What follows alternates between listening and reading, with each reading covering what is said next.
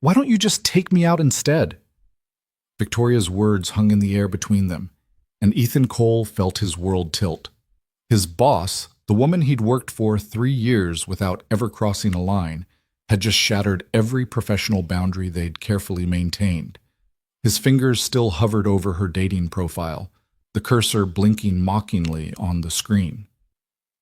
Outside her office, the publishing house buzzed with Friday afternoon energy, oblivious to the earthquake happening behind closed doors. Ethan's heart hammered against his ribs. 3 years of grief, of survival, of protecting what remained of his broken family. And now this. One question. One impossible, terrifying, beautiful question. If you want to see how Ethan answers and how one moment of courage changes everything, stay until the end. Hit that like button and comment your city so I can see how far this story travels. The apartment was too quiet. Ethan Cole stood in the kitchen of his cramped 2-bedroom apartment, staring at the coffee maker as it sputtered and hissed, producing the bitter fuel that would get him through another day. 5:47 a.m. 13 minutes before Mia's alarm would go off.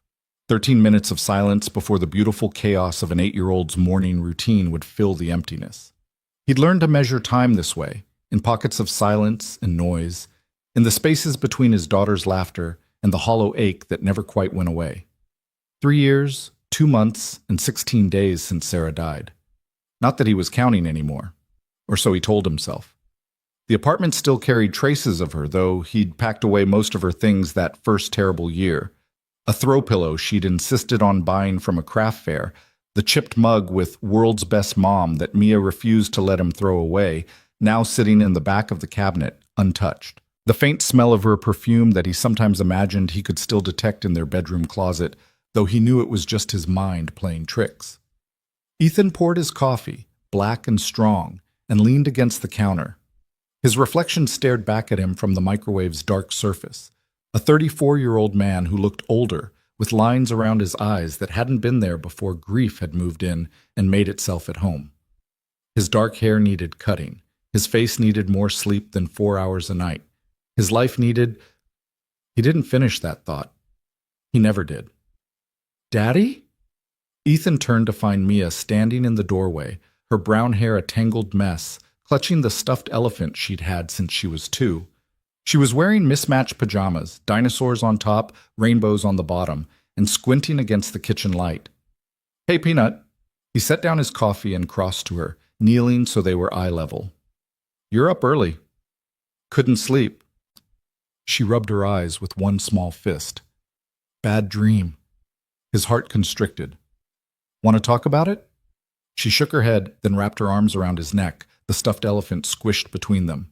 Ethan held her, breathing in the scent of children's shampoo and the laundry detergent he always used too much of, and felt the familiar war between gratitude and grief wage in his chest.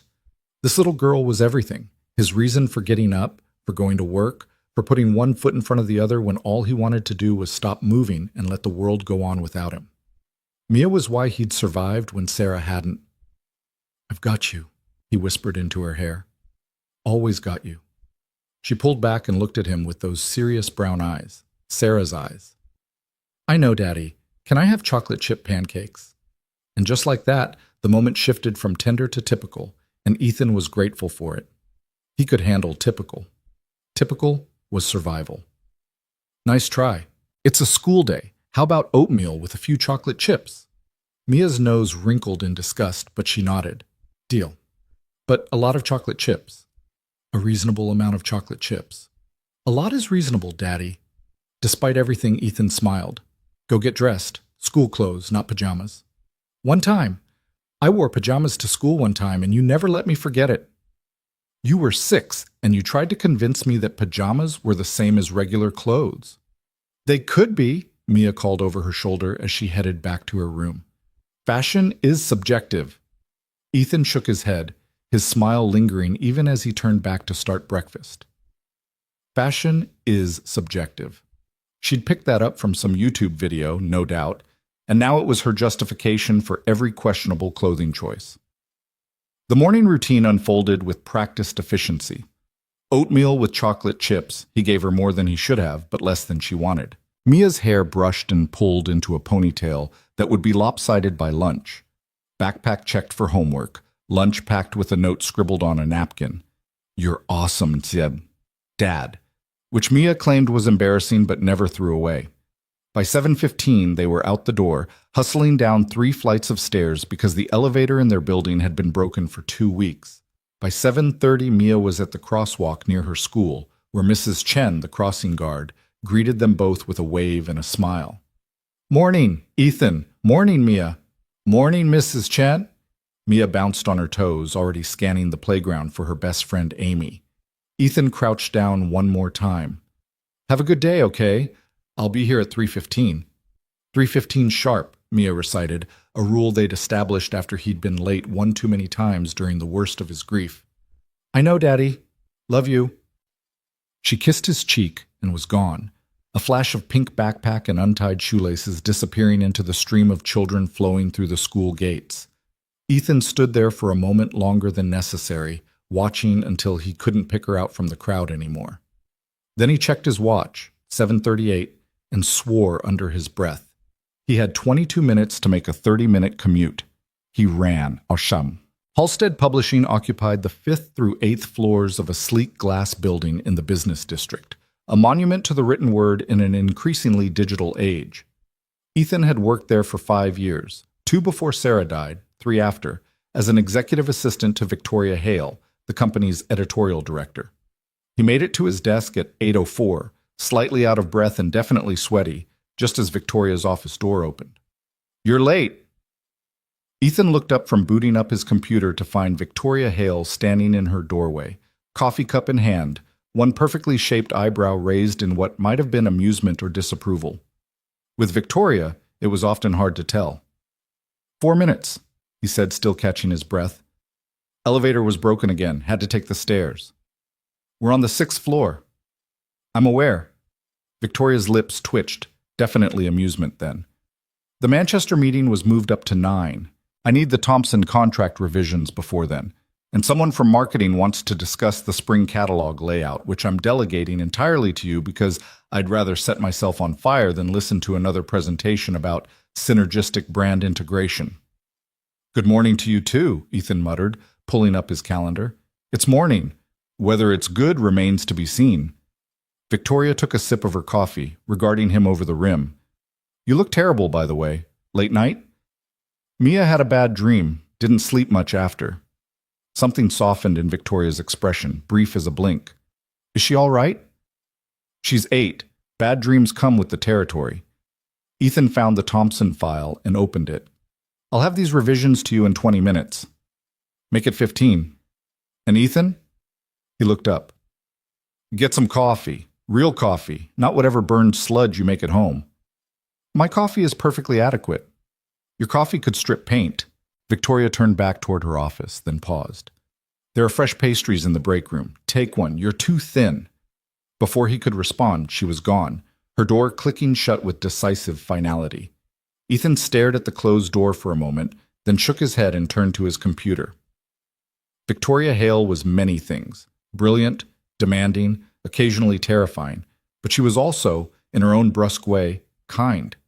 She'd been the one to grant him flexible hours after Sarah died, to never question when he needed to leave early for Mia's school events, to pretend not to notice when he was barely holding it together during those first awful months. She was his boss, nothing more, nothing less. And that was exactly how it needed to stay. The morning blurred into a familiar rhythm of emails, phone calls, and meetings. Ethan moved through it all with the efficiency of long practice, anticipating Victoria's needs before she voiced them, smoothing over conflicts, managing schedules and egos with equal dexterity. This was what he was good at, being useful, being needed, being the person who made other people's lives easier. It was easier than having to think about his own. At 12:30, Victoria emerged from a meeting with the sales team looking particularly homicidal. "Those absolute—" She cut herself off, noticing Ethan on the phone. She waited, arms crossed, until he wrapped up the call with the printer. "That bad?" he asked. "They want to cut the literary fiction line by 40%. 40%, Ethan, because it's not commercially viable enough." Victoria said the last 2 words with such venom that Ethan half expected them to sizzle. Never mind that we have 3 literary titles up for major awards this year, or that our literary authors often cross over into commercial success, or that some books have value beyond their immediate profit margins. Ethan had worked with Victoria long enough to know when she needed solutions versus when she needed to vent. This was definitely the latter. I assume you told them where they could put their 40%? In far more professional terms, yes. She sighed, some of the fury draining away, leaving behind simple exhaustion. I need lunch. Something with excessive amounts of carbohydrates and probably cheese. The Italian place on 5th? Read my mind. Victoria grabbed her coat. I'll be back by 2. If Brian from sales calls, tell him I've been raptured. Will do. She was halfway to the elevator when she turned back. Actually, Ethan, have you eaten? He glanced at his desk, where a half-eaten protein bar sat next to his keyboard. I'm good. Victoria's eyes narrowed. That bar has been sitting there since 9:30. I watched you take 2 bites. I've been busy. You're always busy. She made a decision, and Ethan recognized the look. It was the same one she got right before she eviscerated someone's manuscript or greenlit a risky acquisition. Come with me. What? Lunch. Come with me. You need to eat actual food, and I need someone to complain to who understands why I'm angry. Victoria, I have work, which will still be here in an hour. Come on, Ethan. Don't make me pull rank. It wasn't really a request, and they both knew it. Ethan saved his work, grabbed his jacket, and followed her to the elevator. The Italian place was crowded with the lunch rush, but Victoria had called ahead. Of course she had.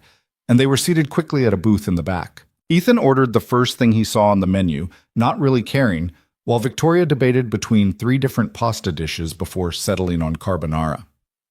So, she said once the waiter had left, talk to me about something other than work. How's Mia? She's good, trying to convince me that pajamas count as fashion. Victoria's smile was genuine. Smart kid. Did it work? She wore actual clothes to school, so no. Ethan took a sip of water. But I have a feeling I haven't heard the last of that argument. She gets that stubbornness from you. Me? I'm not stubborn. Ethan, you once spent 6 hours reformatting a single contract because you didn't like the font. The font was Comic Sans. It was an affront to professionalism. You alphabetized my bookshelf by author's first name, which makes more sense than last name if you think about it. You color-coded my filing system. And you've kept it that way because it's superior. As Victoria laughed, and Ethan felt something warm unfurl in his chest. Pride, maybe, at being the cause of that laugh. It was a rare sound, Victoria's genuine laughter. Most people at Halstead only ever saw her sharp edges, her exacting standards, her refusal to tolerate mediocrity. They didn't see this, the woman who remembered that his daughter liked dinosaurs, who noticed when he skipped meals, who'd somehow become something close to a friend despite the professional boundaries between them. Their food arrived, and they ate in companionable silence for a few minutes. Then Victoria set down her fork and looked at him with an expression he couldn't quite read. Can I ask you something personal? Ethan tensed slightly. Okay. When was the last time you did something for yourself? Not for Mia, not for work. For you. The question caught him off guard. What do you mean? I mean exactly what I said. When did you last do something just because you wanted to? See a movie, read a book for pleasure, go on a date. I read to Mia every night. That's for Mia. Victoria's voice was gentle, but firm. I'm talking about you, Ethan. Your life. Your happiness. He looked down at his plate, suddenly unable to meet her eyes. I'm happy. Are you? The question hung between them, heavy with implications Ethan didn't want to examine. Was he happy? He loved Mia. He was good at his job. He got through each day without falling apart. Wasn't that enough? I'm fine, he said finally. I have everything I need. Victoria studied him for a long moment, and Ethan had the uncomfortable feeling of being seen, really seen, in a way he usually managed to avoid. Then she nodded slowly. Okay, but Ethan, it's been 3 years. At some point, surviving isn't the same as living. He didn't know what to say to that, so he said nothing. They finished their meal talking about safer topics: the Thompson contract, the spring catalog, whether the Yankees had any chance this season. Victoria said yes, Ethan said absolutely not. But her words stayed with him as they walked back to the office, as he returned to his desk and his emails and the comfortable numbness of routine. Surviving isn't the same as living. The rest of the week passed in its usual rhythm. Monday bled into Tuesday, Tuesday into Wednesday. Wake up, get Mia ready, drop her at school, work, pick her up, dinner, homework, bedtime stories, sleep, or try to, then repeat. On Thursday evening, Ethan was heating up leftover pasta when his phone buzzed with a text from Victoria. Need to ask you a favor. Nothing work-related. Are you free tomorrow evening? He stared at the message, puzzled. In 5 years, Victoria had never asked him for a personal favor. Professional ones, constantly. But personal? Should be. Mia has a sleepover at Amy's. What do you need? 3 dots appeared, disappeared, appeared again. Whatever she was typing was taking a while. It's embarrassing. I'll explain tomorrow. My place, 7 p.m.? I'll order dinner. Now he was definitely curious. But Victoria didn't embarrass easily, which meant this had to be something significant. Sure. Send me your address. Thanks, Ethan. I owe you one. He set the phone down, bemused, and went back to stirring pasta sauce. Mia wandered in from the living room, where she'd been building an elaborate tower out of blocks. Who was that? Victoria. My boss, remember? Mia's nose wrinkled. The one who calls during dinner? Ethan winced. That had happened exactly twice, both times during actual emergencies, but Mia had a long memory for inconveniences. She doesn't do that very often. She did it on my birthday. That was a work emergency, and I made her apologize to you, remember? She sent me a book. Mia climbed onto a kitchen chair, folding her legs underneath her. It was a good book, about a girl who found a dragon in her backyard. See? She's not so bad. Mia tilted her head, considering. I guess not. Is she nice? The question was so simple, so childlike, and Ethan found himself really thinking about it. Was Victoria nice? She was demanding, brilliant, occasionally terrifying, but she'd also been there for him during the worst period of his life, never pushing, never judging, just quietly making space for his grief. Yeah, he said finally. I think she is, in her own way. Good. Mia nodded, satisfied. You should only work for nice people, Daddy. I'll keep that in mind, Peanut. Now pasta's ready. Go wash your hands. That night, after Mia was asleep, Ethan stood in the shower longer than necessary, letting hot water beat against his shoulders while his mind wandered to Victoria's text. What could she possibly need help with that was embarrassing? Victoria Hale, who could stare down a board of directors without flinching, who negotiated contracts like a general planning a siege, who never showed weakness or uncertainty in any professional context. He was still wondering the next day at work. Victoria was her usual self, sharp, focused, driving her team with the kind of intensity that either inspired excellence or nervous breakdowns. She didn't mention their evening plans until 4:30, when she appeared at his desk with her coat already on. Don't forget, 7 o'clock. My address is in the text I sent. I remember. Should I bring anything? A flash of something, nervousness, crossed her face. Just yourself. And maybe an open mind. Before he could ask what that meant, she was gone. At 5:30, Ethan left to pick up Mia and drop her at Amy's house for the sleepover.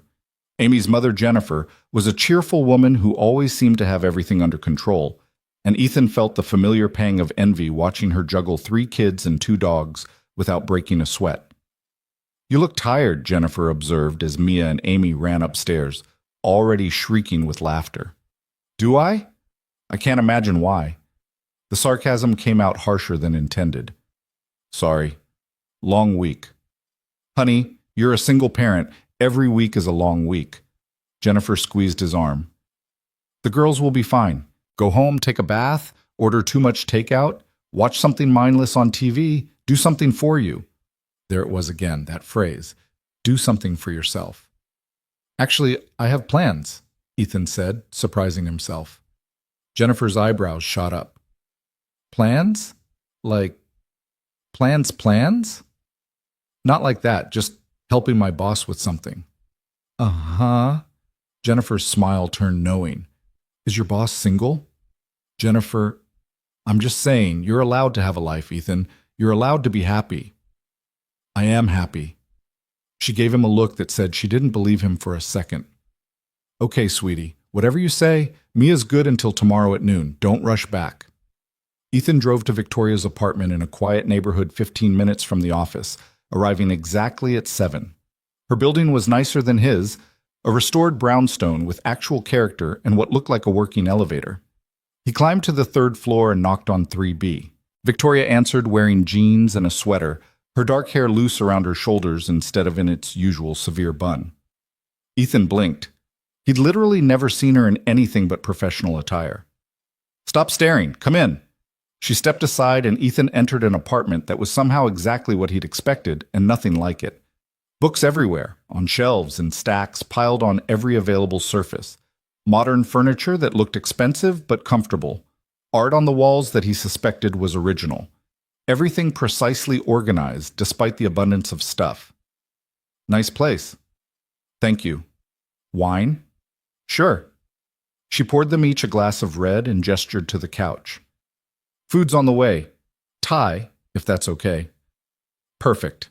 Ethan sat, cradling his wine glass, feeling distinctly out of place. This was weird, right? Being in his boss's apartment, drinking wine on a Friday night while Mia was at a sleepover? This felt like crossing some kind of line, even if he couldn't articulate exactly which one. Victoria sat in the chair across from him, and Ethan noticed she looked nervous. Actually, nervous. Victoria Hale, who'd once made a literary agent cry during a negotiation, was fidgeting with her wine glass. Okay, she said finally. So, here's the thing, and I need you to promise not to laugh. I promise nothing. She glared at him, but there was no heat in it. My sister set me up with a dating profile. Of all the things Ethan had been expecting, that wasn't even on the list. Your sister? What? A dating profile. On one of those apps. She created it without asking me, used photos from my Facebook, and wrote what she apparently thinks is an accurate description of my personality. Victoria took a large gulp of wine. It's mortifying. Ethan tried very hard not to smile. Why is this a favor for me? Because she made me promise to at least look at it and fix anything that was wrong. And I did. And it's all wrong. The whole thing is wrong. Victoria set down her glass with more force than necessary. I don't know how to do this, Ethan. Online dating, selling myself like a product, writing clever bio lines and choosing photos that make me look interesting but not trying too hard. It's exhausting, and I haven't even started yet. So, you want me to help you fix your dating profile? Yes. No. Maybe. She stood up, pacing. You're good at this sort of thing. People like you. You know how to present things in the best light without being dishonest. That's literally what you do for a living. Make me look good. I don't make you look good. You are good. I just help communicate that. Exactly. That's what I need. Someone to help me communicate. She gestured vaguely at herself. Whatever this is. Ethan should have said no. This was definitely crossing a professional line. But Victoria looked so genuinely uncomfortable, so far out of her element, and he found himself saying, Okay, show me what we're working with. Relief flooded her face. Really? Really? But I'm going to need more wine. She grabbed her laptop while Ethan refilled their glasses. When she pulled up the dating profile, Ethan had to bite his lip to keep from laughing. The main photo showed Victoria at what looked like a company event, arms crossed, expression stern, looking like she was about to fire someone. The bio read, Successful publishing executive seeks partner who can keep up intellectually, must love books, debate, and long conversations about the Oxford comma. No time wasters. Oh no, Ethan said. I know. Victoria, you look like you're conducting a job interview for the position of boyfriend. I know. She covered her face with her hands. My sister thought I was powerful and confident. I think it makes me look like I'm recruiting for a cult. Ethan laughed. He couldn't help it. And after a moment, Victoria laughed too. That genuine sound he'd heard at lunch, and suddenly the weirdness of the situation evaporated. This wasn't boss and employee. This was two people, sharing wine, laughing at the absurdity of modern dating. Okay, Ethan said, setting down his wine and rolling up his sleeves metaphorically. First, we need different photos. Do you have any that show you actually enjoying yourself? Define enjoying myself. Smiling, laughing, looking like a human person rather than a corporate overlord. Victoria scrolled through her phone. This is harder than you'd think. They spent the next 20 minutes going through photos. Most were either too formal or, surprisingly, featured Victoria doing outdoor activities. Hiking, kayaking, at what looked like a beach bonfire. I didn't know you hiked, Ethan said, looking at a shot of her at a mountain summit, windswept and genuinely smiling. Every other weekend when the weather's good. She sounded almost defensive. I'm not just work, Ethan. He looked up at her, startled by something in her tone. I never thought you were. Their eyes held for a moment, and Ethan felt something shift in the air between them, a recognition of sorts, an acknowledgement that they maybe didn't know each other as well as they thought they did. The Thai food arrived, breaking the moment. They ate from containers spread across her coffee table, debating photo choices and bio language. Ethan suggested she soften her language. Victoria resisted, arguing that she shouldn't have to hide who she was. They compromised, creating something that was honest but approachable. What about hobbies? Ethan asked, typing. Besides hiking. I read, obviously. I collect vinyl records. I volunteer at a literacy program on weekends. Well, when I'm not hiking. Ethan stopped typing. You volunteer? Where? Library on 7th, teaching adult literacy classes. She said it casually, like it was nothing, but Ethan felt something warm bloom in his chest. Another layer revealed, another piece of Victoria that didn't fit the Ice Queen persona everyone at work assumed was the whole story. That's really great, he said quietly. Victoria shrugged, uncomfortable with the praise. It's important. Everyone should be able to read. They worked for another hour, refining, editing, choosing photos that showed different facets of Victoria's life. The stern executive became a multi-dimensional person. Someone who loved books and mountains and teaching, who had strong opinions and a dry sense of humor, who was looking for connection but not willing to compromise herself to find it. There, Ethan said finally, saving the changes. That's much better. Victoria leaned over to look at the screen, close enough that he could smell her perfume, something subtle and expensive. It is, isn't it? Thank you, Ethan. Really. No problem. Happy to help. She was quiet for a moment, and when she spoke again, her voice was softer. Can I ask you something? And you can tell me it's none of my business. Okay. Have you thought about dating since Sarah? The question landed like a stone in still water. Ethan set down his wine glass carefully. No. Why not? Because he struggled for words. How did he explain that the idea of dating felt like betrayal? That he was barely keeping his head above water as it was? That opening his life to someone new felt impossible when he was still grieving what he'd lost? Because I can't, he said finally. I have Mia and work, and that's all I can handle right now. Victoria nodded slowly. And in 5 years? 10? Is that still going to be your answer? I don't think that far ahead. Maybe you should. She held up a hand before he could respond. I'm not trying to push, I see you, Ethan. Every day. You're so busy taking care of everyone else, me, Mia, everyone who needs you, that you've stopped taking care of yourself. At some point, that's going to break you. I'm fine.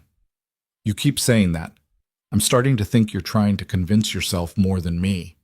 The words hit too close to home, and Ethan stood abruptly. I should go. It's getting late.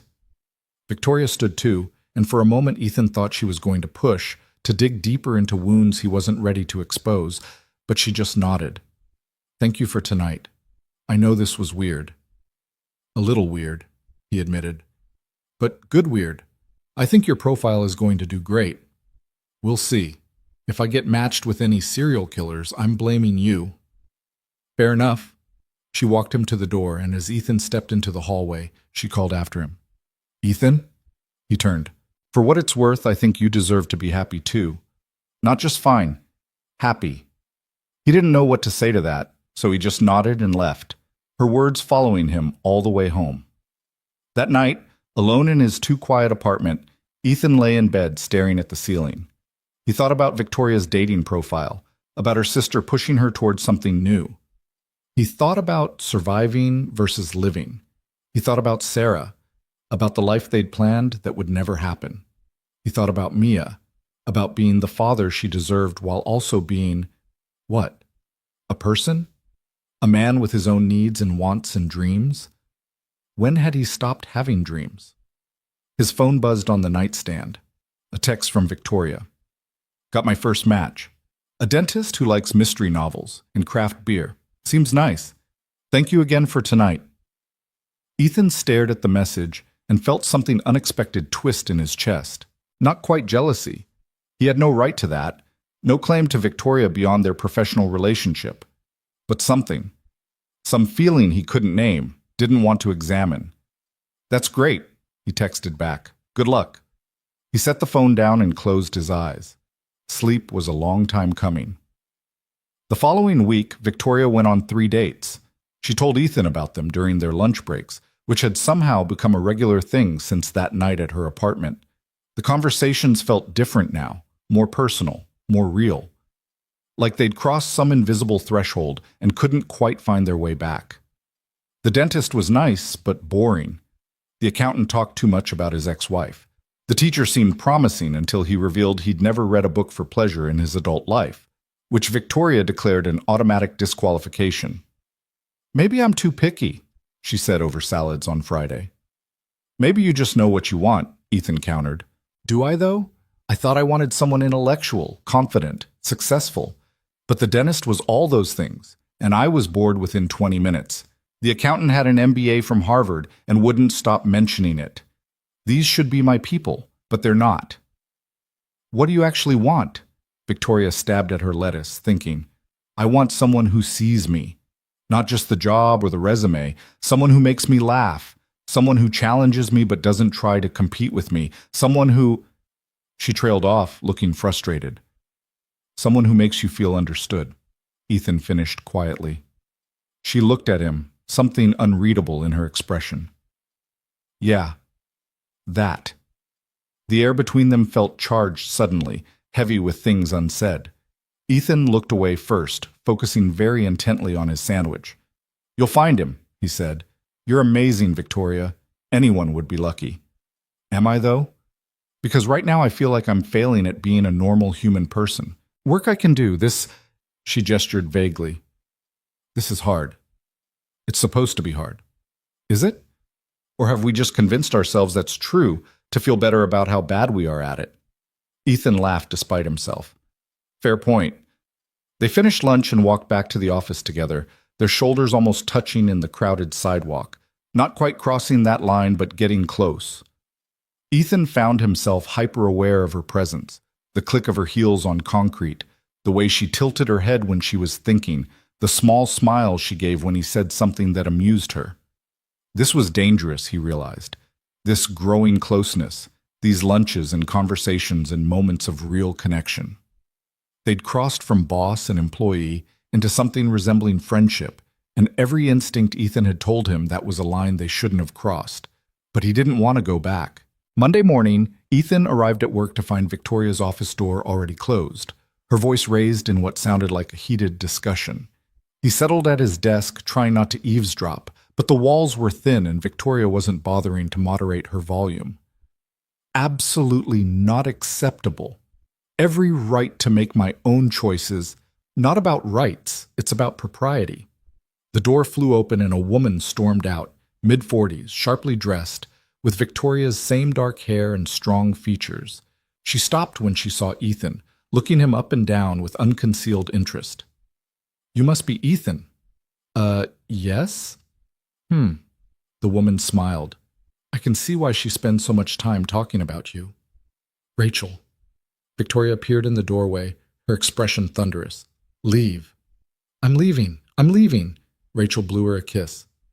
Think about what I said, Vic. Life's too short. She left, and Victoria stood there for a moment, visibly collecting herself. Then she looked at Ethan. That was my sister. The one who made the dating profile. I gathered. She has opinions. Many, many opinions, most of which she should keep to herself. Victoria rubbed her temples. I need coffee. Strong coffee. Maybe with whiskey. It's 9 a.m. Your point? Ethan stood. I'll go get us both coffee. The good stuff from the place on 5th. You're a lifesaver. She paused. What she said about me talking about you, ignore that. She's delusional. But Ethan noticed the slight pink in Victoria's cheeks as she turned away and felt that same unnamed feeling twist in his chest again. What was happening here? He got the coffee, and they got through the day. Then another day, then another. The weeks blurred together, work and lunch and conversations that went deeper than they should, Victoria's continued dating adventures that Ethan definitely wasn't thinking too much about. Mia asking why Daddy seemed distracted lately. I'm not distracted, Ethan told her one evening over dinner. You put orange juice in your coffee this morning. That was an accident. You're making that face. What face? The thinking face. Like when you're trying to solve a puzzle. Mia twirled spaghetti on her fork. What puzzle are you solving, Daddy? How I feel about my boss. Whether these feelings are real or just loneliness. Whether I'm ready to feel anything at all. Just work stuff, Peanut. Nothing important. But Mia gave him a look that said she didn't believe him, and Ethan realized with a start that his 8-year-old daughter could read him better than he could read himself. That Friday, Victoria canceled their usual lunch, citing back-to-back meetings. Ethan told himself the disappointment he felt was ridiculous. They'd managed for years without weekly lunches. He'd survive. But at 6 p.m., as he was packing up his desk, Victoria appeared. My last meeting ran over. I'm starving and everything nearby is closed. Want to grab dinner? My treat, for all the overtime you've been putting in. It was a bad idea. Ethan knew it was a bad idea. Lunch was one thing, but dinner felt different, felt more like, sure, he heard himself say, let me just text Mia's babysitter. They went to a small Italian place, different from their usual lunch spot. Quieter, more intimate. Candlelight on tables and soft music playing overhead. Ethan tried not to think about how this could be mistaken for a date. 4 more matches this week, Victoria said after they'd ordered.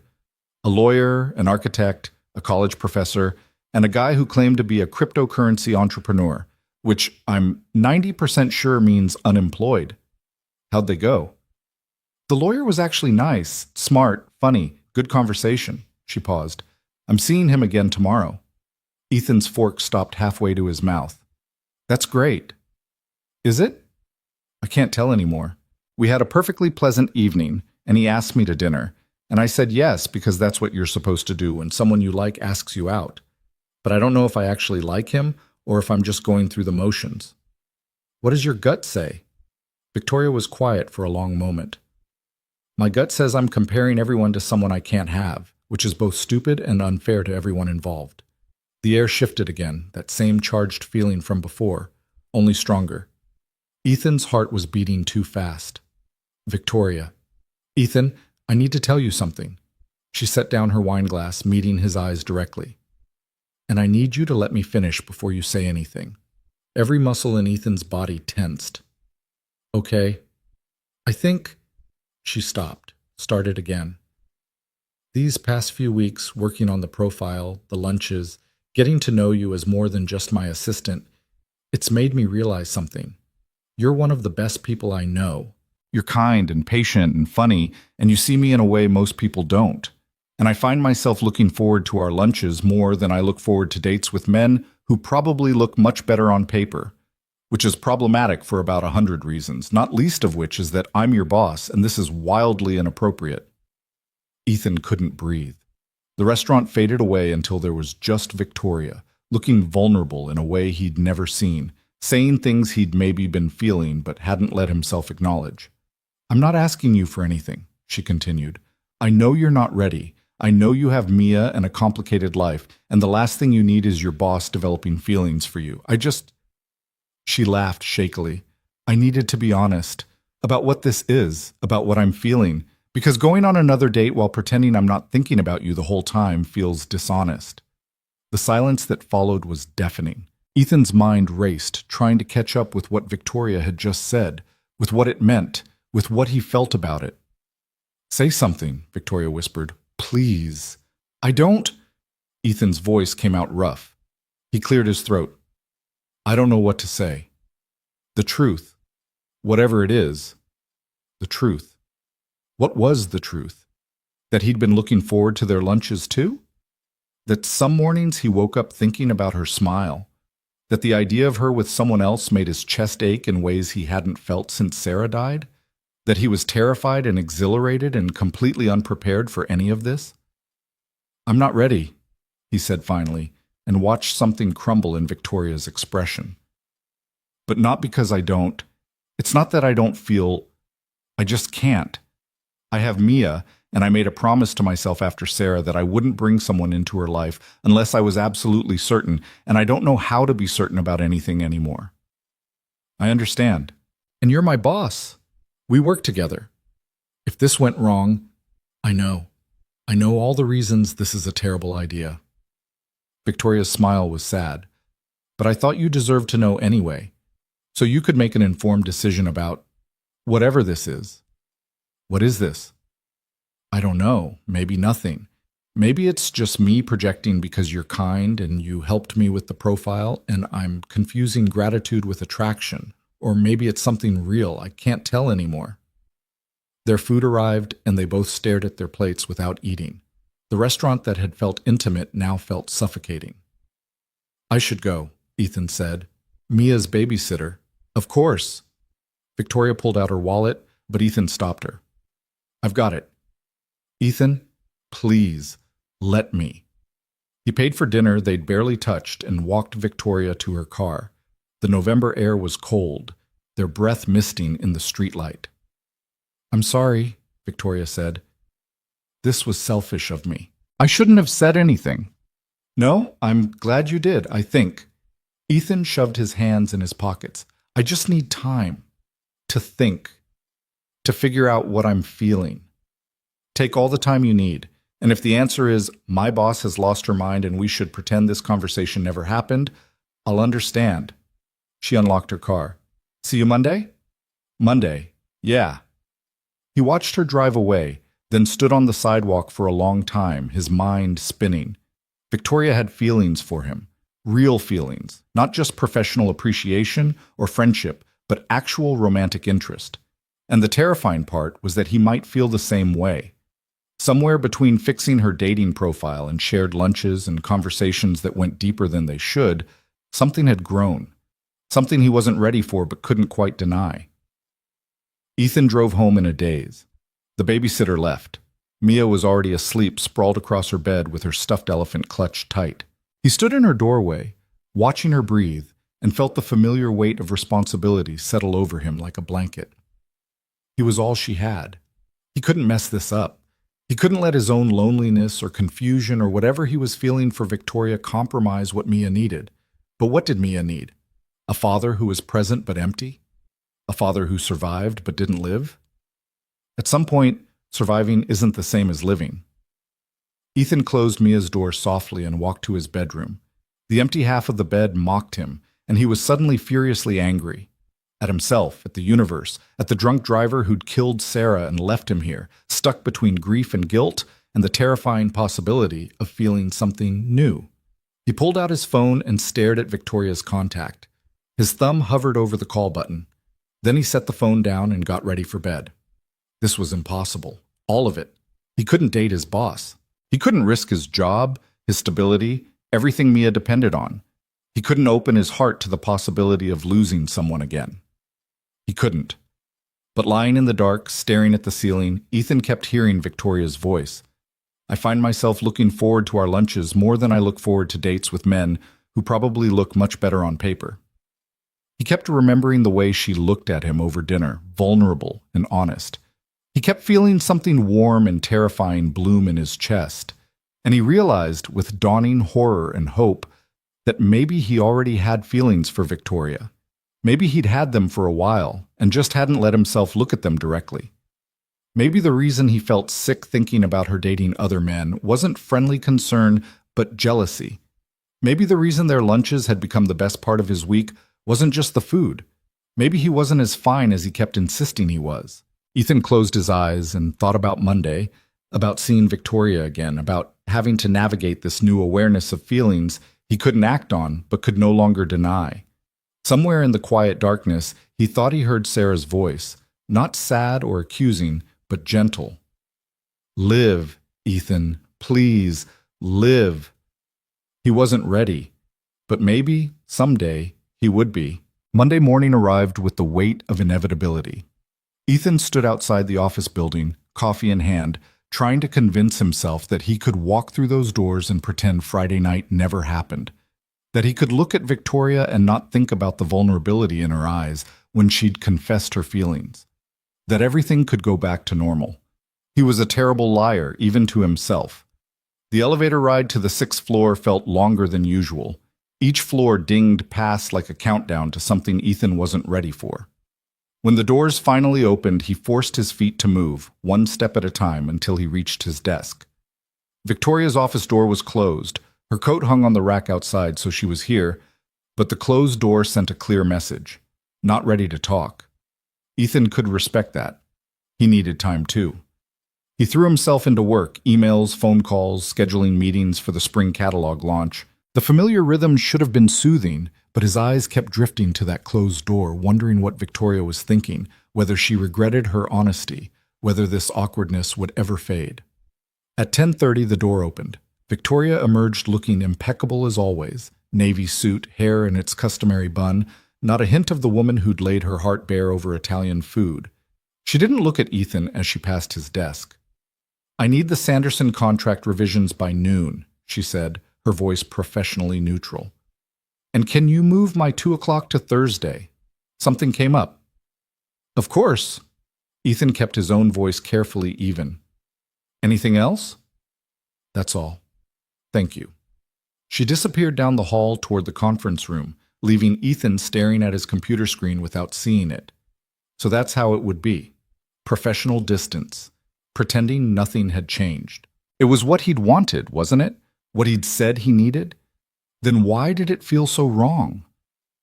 The week crawled by in painful politeness.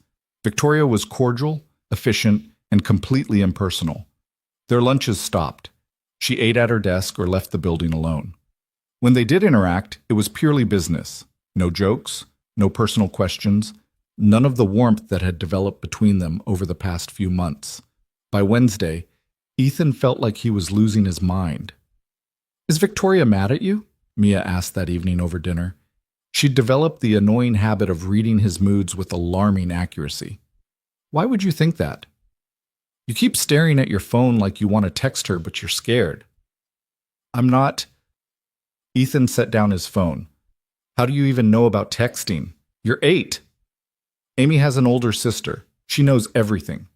Mia twirled spaghetti on her fork. "So is she mad?" "It's complicated, Peanut. Adults always say that when they don't want to explain." She gave him a look far too wise for her age. "Did you have a fight?" "Not exactly.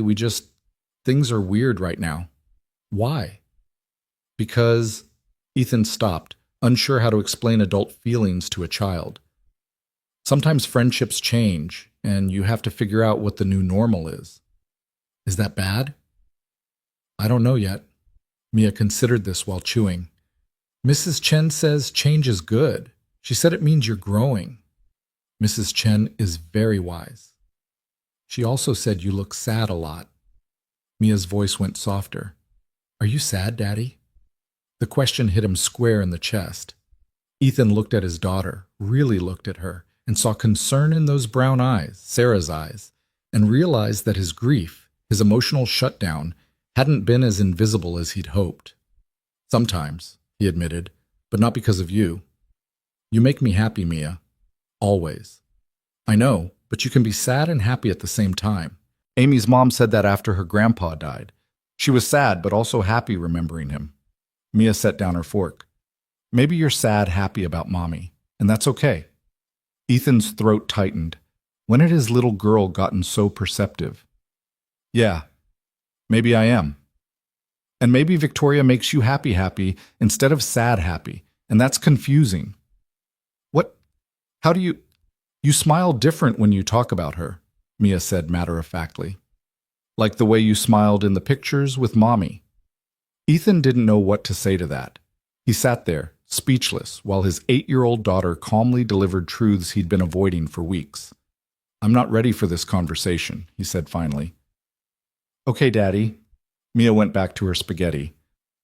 But when you are ready, I think you should tell Victoria you like her, because she probably doesn't know. She knows. Oh. Mia's eyes went wide. Did you tell her? She told me. And what did you say? That it's complicated. Mia sighed heavily, a sound of profound childhood exasperation. Adults are so weird. Despite everything, Ethan laughed. Yeah, we really are. That night, after Mia was asleep, Ethan sat on the couch with his phone in his hand, staring at Victoria's contact. He'd typed and deleted 3 different text messages, each one sounding worse than the last. Finally, he gave up and called instead. She answered on the 3rd ring. Ethan? Hey, is this a bad time? I'm just finishing some reading for tomorrow's acquisitions meeting. He heard the rustle of papers. What's up? The professional tone stung, but Ethan pushed through. I wanted to apologize. For this week. For the weirdness. You don't need to apologize. I'm the one who made things awkward. You were honest. That's not the same as awkward. Victoria was quiet for a moment. Then what is it? It's brave. And I've been thinking about what you said. Ethan, you don't have to do this. You made your feelings clear. I respect that. I don't think I did, though. Make my feelings clear. Ethan stood, pacing his small living room. I said I wasn't ready, which is true, but I didn't tell you that I've been looking forward to our lunches too, that I think about you more than I probably should, that the idea of you dating other men makes me irrationally jealous, even though I have no right to feel that way. The silence on the other end was so complete that Ethan thought the call had dropped. Victoria? I'm here. Her voice sounded strained. What are you saying? I'm saying I have feelings for you too. I think I have for a while. I'm just terrified of what that means. Because of Mia. Because of everything. Because you're my boss and this could ruin my career. Because I haven't let myself feel anything for anyone in 3 years. And I don't know if I remember how. Because... He stopped, the real fear catching in his throat. Because what if I lose you too? Ethan. Victoria's voice was gentle now, the professional mask completely gone. You can't live your life afraid of loss. I know that's easier said than done, but it's true. I know. Logically, I know that. But logic doesn't make it less scary. So what do we do? The question hung between them, heavy with possibility and risk. Ethan thought about Mia's words. You should tell Victoria you like her, and about Victoria's confession at dinner, and about the fact that he'd been half alive for 3 years and maybe, just maybe, it was time to start living again. I don't know, he said honestly, but I think I want to figure it out. With you. If you're willing to be patient with me. I can do patient. He could hear the smile in her voice. Though I should warn you, I'm very bad at it. Ethan laughed, feeling lighter than he had in days. I've noticed. So what now? Now, I think we take it slow, really slow, and we figure out what this is without putting pressure on it to be anything specific. Slow, I can do slow. Victoria paused. Does this mean we can go back to having lunch together? Because eating at my desk has been depressing. Yeah, lunch sounds good. Tomorrow? Tomorrow. After they hung up, Ethan stood in his living room feeling unmoored and exhilarated in equal measure. He'd just agreed to... what? Date his boss? Explore feelings? He wasn't even sure what he'd committed to, only that it felt right in a way that terrified him. His phone buzzed with a text from Victoria. For the record, I'm terrified too, but I think you're worth being scared for. Ethan smiled and typed back, same. Thursday's lunch felt different, charged with new awareness, but also easier, like a weight had been lifted. They went to their usual Italian place and talked about everything except the elephant in the room. Work. Books. Victoria was considering for acquisition Mia's latest attempt to negotiate later bedtimes. Normal things. Safe things. But their hands brushed when they both reached for the check, and the contact sent electricity up Ethan's arm. Victoria's eyes met his, and for a moment the restaurant faded away. "Sorry," she said, not sounding sorry at all. "Don't be." The lunches became regular again, every day, sometimes twice when they both needed a break from the office chaos. They didn't talk about what they were doing, didn't define it or analyze it. They just were, together, getting to know each other outside the boss-employee dynamic. Ethan learned that Victoria had wanted to be a writer before going into publishing, that she still kept journals full of half-finished stories she was too self-conscious to show anyone, that her parents had divorced when she was 12 and she'd used books as an escape, that her sister Rachel drove her crazy, but was also her best friend. Victoria learned that Ethan had met Sarah in college, that they'd had exactly 3 dates before he knew he wanted to marry her, that he'd minored in art history because he loved the stories paintings told, that he'd once wanted to open a bookstore cafe, but life had taken him in a different direction. "Do you regret it?" Victoria asked one afternoon as they walked back from lunch. "Not following that dream?" Ethan considered. "I don't think regret is the right word. Life happened. Mia, Sarah's death, needing stability. But sometimes I wonder what that alternate version of my life would look like. You could still do it. Open the bookstore. With what capital and when? I'm barely keeping up with work and being a single parent as it is." "Dreams don't have expiration dates, Ethan," he smiled. "Says the woman who works 60-hour weeks." "Exactly. I'm a cautionary tale, not a role model." Victoria stopped walking, turning to face him. "But seriously, don't give up on the things that make you happy. Life's too short and uncertain to only do what's practical." "Is this about the bookstore or something else?" "Maybe both." They stood there on the sidewalk, people flowing around them like water around stones. Victoria's hair had come loose from its bun, and Ethan had to resist the urge to reach out and tuck it behind her ear. "We should get back," he said, though he didn't move. "Probably." She didn't move either. The moment stretched, filled with tension and possibility. Then Victoria's phone rang, shattering the spell. She answered it, something about the Manchester deal falling through, and they walked back to the office in silence. But Ethan felt the shift. They were circling something, getting closer to an inevitable conclusion. The question was whether they'd have the courage to actually reach it. Friday afternoon, Victoria appeared at his desk, looking frustrated. "The Sanderson author wants to renegotiate their contract. Again, I need to review the numbers, which means staying late, which means missing my literacy class. You could reschedule. It's the last class before the winter break. I can't miss it." She sighed. "Unless, this is crazy, but would you want to come with me? The numbers can wait until tomorrow morning, and I could use a break from thinking about contract clauses." Ethan blinked. "You want me to come to your literacy class?" "Only if you want to. I just thought—" Victoria looked uncharacteristically uncertain. "I'd like you to see that part of my life, but no pressure." It was another line to cross, another step into each other's real worlds. Ethan should have said no. He should have maintained boundaries. Instead, he heard himself say, "Sure, I'd like that." The library on 7th was an old building, all marble and wood paneling, the kind of place that smelled like books and history. Victoria led him to a room on the second floor where a dozen adults of varying ages sat around a large table, workbooks open in front of them. "Everyone, this is Ethan. He's going to observe today, if that's okay."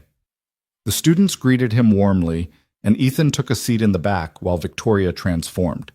This wasn't the sharp-edged executive from the office. This was someone patient, encouraging, celebrating small victories with genuine joy.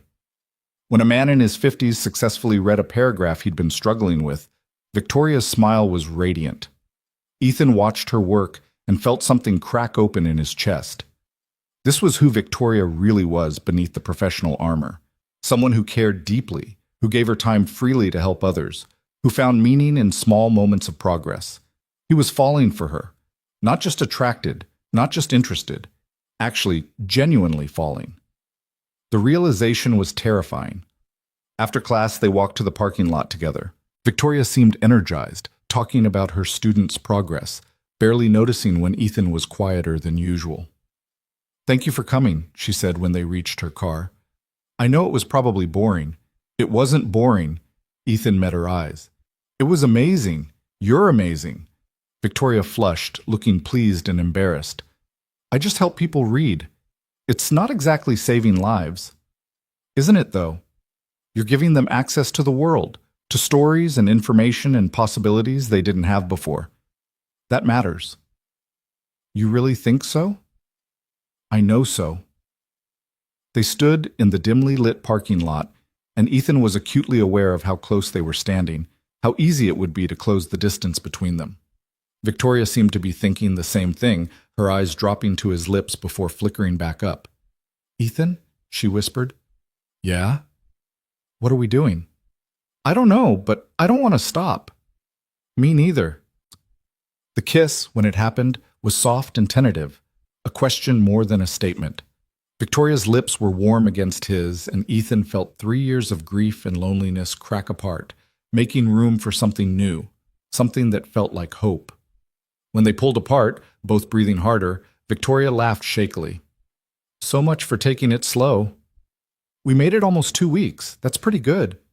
Is it? She touched her fingers to her lips, looking dazed. I've wanted to do that for so long. How long? Honestly, since you reorganized my filing system and color-coded everything.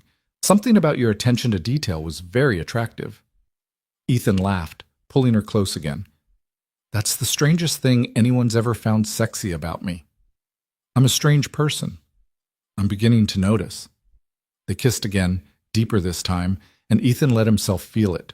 The want, the connection, the terrifying beauty of opening himself to someone new. When they finally separated, his heart was racing and his mind was spinning with implications he wasn't ready to consider. I should go, he said reluctantly. Mia's babysitter. I know. Victoria smiled, touching his cheek gently. Go. We'll talk tomorrow. Ethan drove home in a daze, his lips still tingling, his mind replaying the kiss over and over.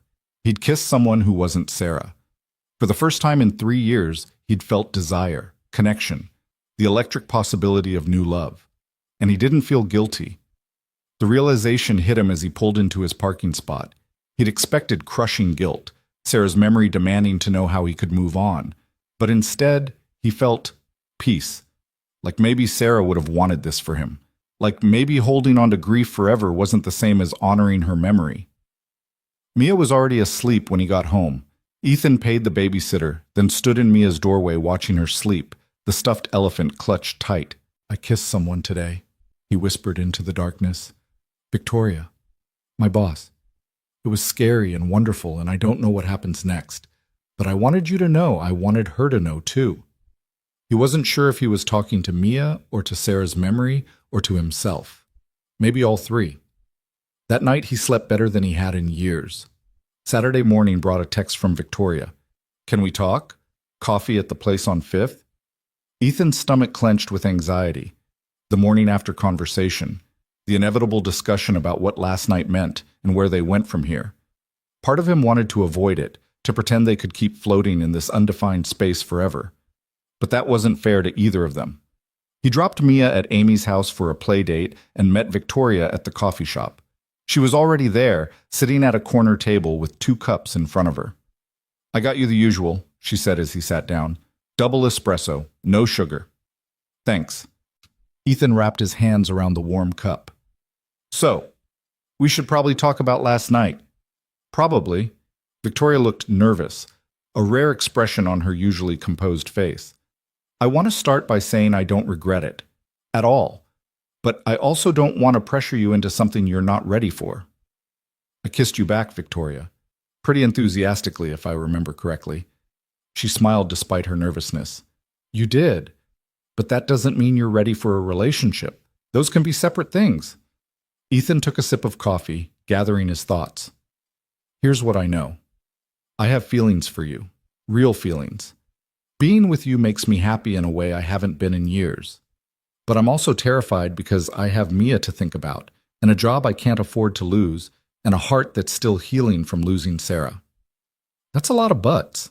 I know, but he smiled at the unintentional repetition. The thing is, All those fears don't change how I feel. They just mean we have to be careful, thoughtful. What does that look like? Practically. I think it means keeping this private for now. Not because I'm ashamed, but because I need to figure out how to tell Mia, and we need to navigate the whole boss-employee situation. Victoria nodded slowly. I can work with private. Though for the record, I hate sneaking around. It's not sneaking, it's being discreet. Semantics. She reached across the table, taking his hand. But I understand. Mia comes first, that's non-negotiable, and honestly, it's one of the things I love about you. The word love hung in the air between them, and Victoria's eyes widened slightly, like she hadn't meant to say it. I mean, not love, just, appreciate, admire. She was rambling, adorably flustered. I'm going to stop talking now. Victoria. Ethan squeezed her hand. Breathe. It's okay. I know what you meant. Do you? Yeah. And for what it's worth, I feel the same way. They sat there, hands linked across the table, and Ethan felt something settle in his chest. This could work. It wouldn't be easy, and there would be complications, but they could figure it out together. So we're doing this? Victoria asked. Actually trying? We're doing this. Any ground rules? Ethan thought about it. No bringing work into personal stuff. When we're together, we're just Ethan and Victoria, not boss and employee. And we tell each other when things get too complicated or overwhelming. Complete honesty. I can do that. Victoria's smile was soft. When do I get to officially meet Mia? When I figure out how to explain this to her without completely confusing her. She already knows you like me. She told you so. She's 8. She thinks she knows everything. In this case, she was right. They finished their coffee making plans. Nothing concrete, just the shape of what this relationship might look like. Quiet dinners when Mia was at sleepovers, lunches that weren't work-related, weekend hikes, since they both apparently loved the outdoors, small moments carved out from their complicated lives. Over the next few weeks, they fell into a rhythm.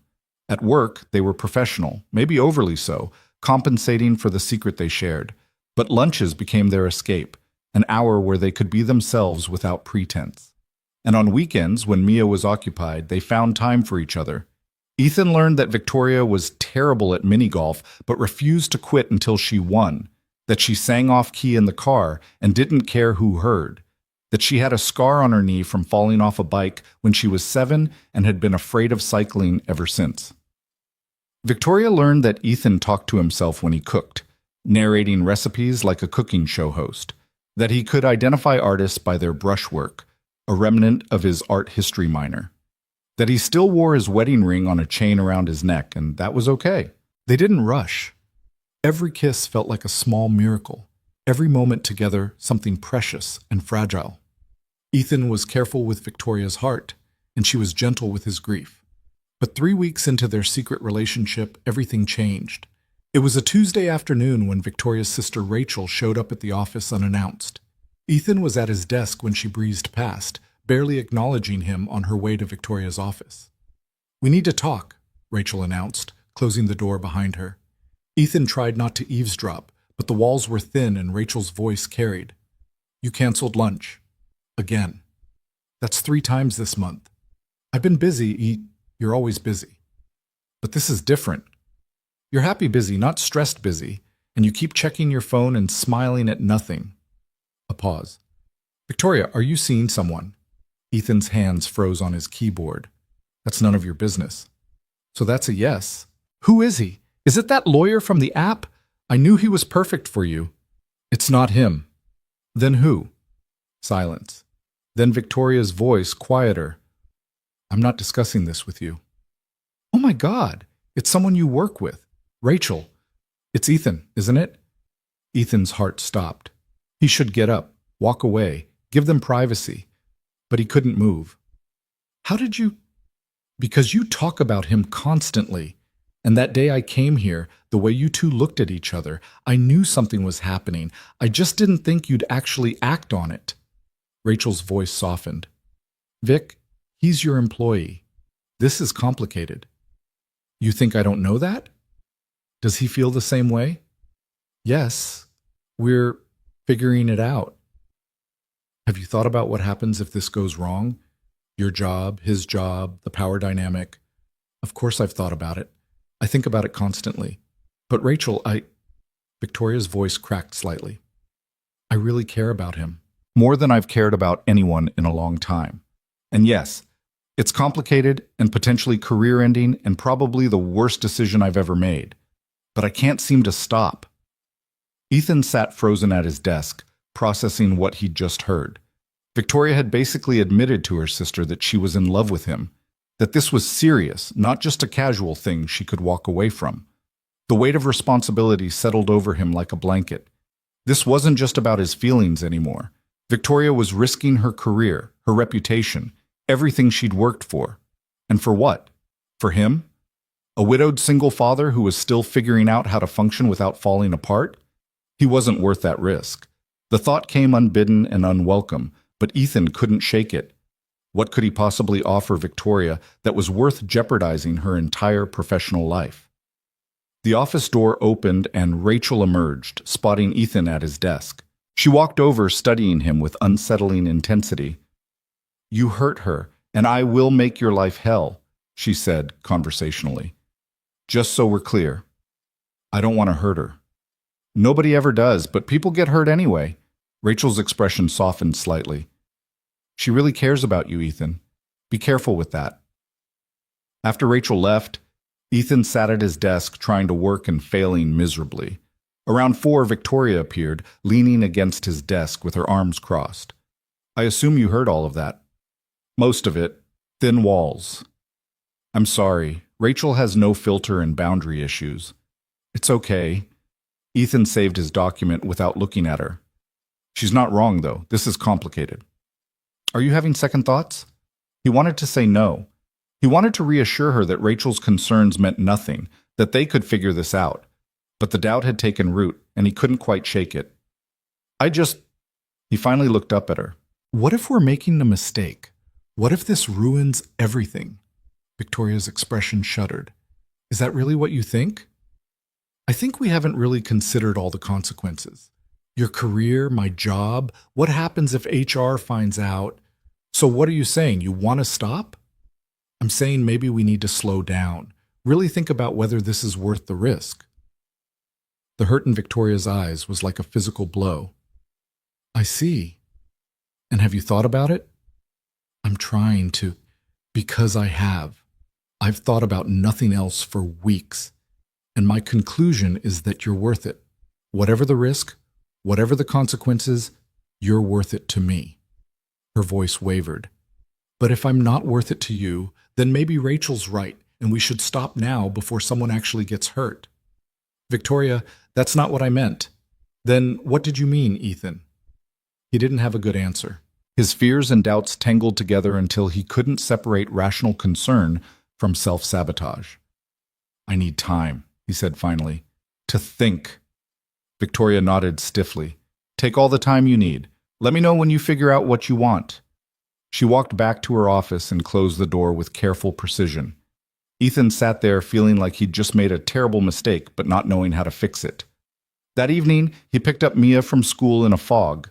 She chattered about her day, something about a science project and Amy getting in trouble for talking during quiet time, but Ethan could barely focus. "Daddy, are you listening?" "Sorry, Peanut. Say that again?" Mia gave him a look. "You're thinking about Victoria again." "How do you get this look? Like you're trying to solve a really hard math problem." She kicked her feet against the car seat. "Did you guys have another fight?" "Not a fight exactly, just a disagreement about what we're doing." "Are you still scared?" The question was so direct, so insightful, that Ethan actually pulled the car over. He turned to look at his daughter, this wise little person who saw right through him. "Yeah," he admitted, "I'm still scared." "Of what?" "Of messing this up, of making the wrong choice, of—" He stopped, not wanting to burden her with his fears about loss and grief, but Mia understood anyway. "You're scared something bad will happen, like with Mommy." Ethan's throat tightened. "Maybe. But Daddy, bad things can happen anyway. Like Amy's dad got really sick last year, but he got better. And Mrs. Chen's cat died, but now she has a new cat. Bad stuff happens, but good stuff happens too. When did you get so smart? I've always been smart. You just don't always listen. Mia reached over and patted his hand. I think you should tell Victoria you're sorry for being scared, because she's probably scared too, but she still wants to try. That's brave, out of the mouths of babes. Ethan squeezed Mia's hand, feeling emotion clog his throat. You're right, she is brave, and I've been a coward. You're not a coward, Daddy. You're just careful, but sometimes being too careful means you miss the good stuff. Ethan pulled back onto the road, his daughter's words echoing in his head. She was right. He'd been so focused on protecting himself from potential pain that he'd forgotten how to be open to joy. Victoria had offered him exactly that: joy, connection, the possibility of love, and he'd thrown it back in her face because he was too scared to take the risk. That night, after Mia was asleep, Ethan called Victoria. She answered but didn't speak, waiting for him to fill the silence. I'm sorry, he said, for this afternoon, for questioning us, for being scared. Fear isn't the problem, Ethan. It's what you do with it. I know, and I've been letting it control me. But Mia helped me see something today. What's that? That playing it safe doesn't actually keep you safe. It just keeps you from living. And I don't want to do that anymore. I want to try. With you. Even if it's scary. Victoria was quiet for a long moment. When she finally spoke, her voice was thick with emotion. Are you sure? Because I can't keep having this conversation every time you get scared. I need to know you're in this, really in this, or I need to protect myself and walk away now. I'm in this, Ethan said firmly. All in. No more second guessing, no more pulling away when it gets hard. I want to be with you, Victoria. I want to figure this out together. Even with all the complications? Especially with all the complications, because you're worth it. We're worth it. He heard her breath catch. Okay. Okay then. We do this for real. For real, Ethan confirmed. No more hiding from what this is. They talked for another hour, making plans, setting real boundaries about work and their personal lives, discussing how and when to tell Mia officially. It felt different from their previous conversations, more grounded, more certain, like they'd crossed some invisible threshold and there was no going back. And Ethan found that he didn't want to go back. For the first time in 3 years, he was choosing to move forward, to build something new instead of just surviving what remained. It was terrifying. It was exhilarating. It was living. The following Saturday, Ethan stood in Victoria's kitchen, watching her attempt to make pancakes. She'd insisted she could cook, despite mounting evidence to the contrary. The first batch had burned. The second batch was somehow both raw in the middle and crispy on the edges. The third batch was currently smoking in the pan. You're enjoying this, Victoria accused, catching his expression. I'm not enjoying watching you struggle, Ethan said diplomatically. I'm enjoying seeing this side of you, the woman who can negotiate million-dollar deals but can't flip a pancake. I can flip a pancake just fine. The stove is clearly defective. Your stove is brand new. Then it's user error on the manufacturer's part for making the controls too complicated. She poked at the smoking pancake with a spatula. How does Mia like her pancakes? The casual mention of his daughter made Ethan's heart skip. They'd been officially together for 2 weeks now, and Victoria had started asking questions about Mia more frequently. Not pushing, just expressing genuine interest in the most important person in Ethan's life. Chocolate chips and slightly undercooked, he said, which apparently runs in the family. Are you saying you like your pancakes undercooked? I'm saying I've learned to appreciate them, however they come. Victoria abandoned the smoking pan and turned to face him, flour somehow smudged on her cheek despite the mix being pre-made. When do I get to meet her? Officially, I mean, not just passing by your desk at work. Ethan had known this question was coming. They'd talked about it on the phone, in abstract terms, but now Victoria was asking for something concrete. A timeline. A commitment to bringing her into Mia's life. Soon, he said, then, at her expression, I mean it. I want you to meet her. I'm just trying to figure out how to explain this in a way that makes sense to an 8-year-old. What have you told her so far? That you're important to me. That we're friends who might become more than friends. Ethan stepped closer. taking the spatula from Victoria's hand and setting it aside. She already likes you, you know. She talks about the dragon book you sent her all the time. The one I sent after calling during her birthday dinner? She's very forgiving, unlike her father, who holds grudges about everything. Victoria smiled, wrapping her arms around his waist. Name one grudge you're holding. You reorganized my filing system without asking. That was 3 years ago, and it needed reorganizing. You scheduled a meeting during my lunch break twice. Ethan, that's literally my job. You still haven't admitted that my coffee is perfectly adequate. I will die before I admit that travesty is adequate. She kissed him softly. But I appreciate your dedication to being right about meaningless things. They stood like that for a moment, wrapped in each other, the burned pancakes forgotten. These quiet moments had become Ethan's favorite part of their relationship, the easy intimacy of Sunday mornings, the way Victoria fit perfectly against his chest, the sense of peace that settled over him when they were alone together. His phone buzzed in his pocket. Mia, checking in from Amy's house where she was spending the weekend. Can I stay for dinner too? Amy's mom is making tacos. Ethan showed Victoria the text. Looks like I'm free for dinner after all. Lucky me. Victoria grabbed her phone. I'm ordering from the Thai place. We are not eating my pancakes. Probably wise. While Victoria ordered food, Ethan texted Mia back giving permission, then wandered to the living room. Victoria's apartment had become familiar over the past few weeks. The organized chaos of books, the art she'd collected over the years, the small details that revealed who she was beneath the professional exterior. A framed photo of her with Rachel at some beach. A shelf dedicated entirely to poetry. A vinyl record player that actually worked, surrounded by albums sorted by genre. He was studying her music collection when Victoria joined him, wrapping her arms around him from behind. Looking for something to judge me about? Always. Ethan pulled out an album. Fleetwood Mac. Cliché, but respectable. Says the man who still listens to whatever was popular when he was in high school. That's called nostalgia. It's different. It's called being stuck in the past. The words were teasing, but they hit closer to home than Victoria probably intended. Ethan turned in her arms, studying her face. Is that what you think? That I'm stuck? Victoria's expression softened. I think you're healing. There's a difference. But Ethan, at some point you have to decide if you're going to keep one foot in the past or fully step into the present. I'm here, aren't I? With you? You are. And I'm grateful for that. But sometimes I wonder if part of you is still holding back, waiting for permission that's never going to come. Permission from who? From Sarah. From yourself. From whoever you think gets to decide when you're allowed to be happy again. The doorbell rang before Ethan could respond. Their food had arrived. They ate on the couch, Victoria's feet tucked under her, a documentary about book conservation playing on the TV that neither of them was really watching. Can I ask you something? Ethan said during a lull in conversation. Always. Why me? You could be with anyone, someone without all my baggage, without a kid, without a dead wife haunting everything.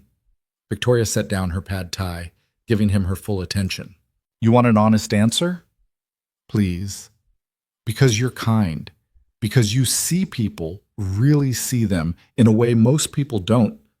Because you made me laugh during the worst acquisition meeting of my career by leaving a note on my desk that said, "You've got this, and if not, there's always arson." She smiled at the memory. Because you care about things that matter. Because you're a wonderful father. Because when you look at me, I feel like I'm enough exactly as I am, without having to perform or prove anything. Ethan's throat tightened. Victoria. And yes, you have baggage. Everyone does. But Ethan, your baggage includes being a devoted father and honoring the memory of someone you loved. Those aren't flaws. They're part of what makes you who you are. She reached for his hand. I'm not trying to compete with Sarah's memory. I'm trying to build something new with you. And if you can't do that, if you're always going to be comparing what we have to what you lost, then we need to talk about that. I'm not comparing, or I'm trying not to. Ethan squeezed her hand. It's just hard sometimes. I spent 3 years building a life around grief, and now I'm trying to build one around hope, and I don't always know how to do that. So we figure it out together. That's what this is. Victoria moved closer. But I need you to be honest with me. If this is too much, if you're not ready, I'd rather know now than 6 months from now when we're both in too deep. We're already in too deep, Ethan said quietly. At least I am. Yeah? Yeah, I love you, Victoria. I think I have for a while. I just wasn't ready to say it. The words hung in the air between them, and Ethan watched emotions flicker across Victoria's face. Surprise, joy, something that looked like relief. Say it again, she whispered. I love you. Your terrible pancakes, your color-coded filing systems, your refusal to admit when you're wrong, all of it. Victoria kissed him, and Ethan felt something click into place. This was real. This was happening. He was building a new life, not replacing the old one, but expanding to make room for something different. I love you too, Victoria said against his lips, in case that wasn't obvious. It wasn't obvious at all. You're very mysterious. She laughed, pulling him closer, and they spent the rest of the evening tangled on her couch, talking and kissing and planning a future that finally felt possible. Monday at work was torture.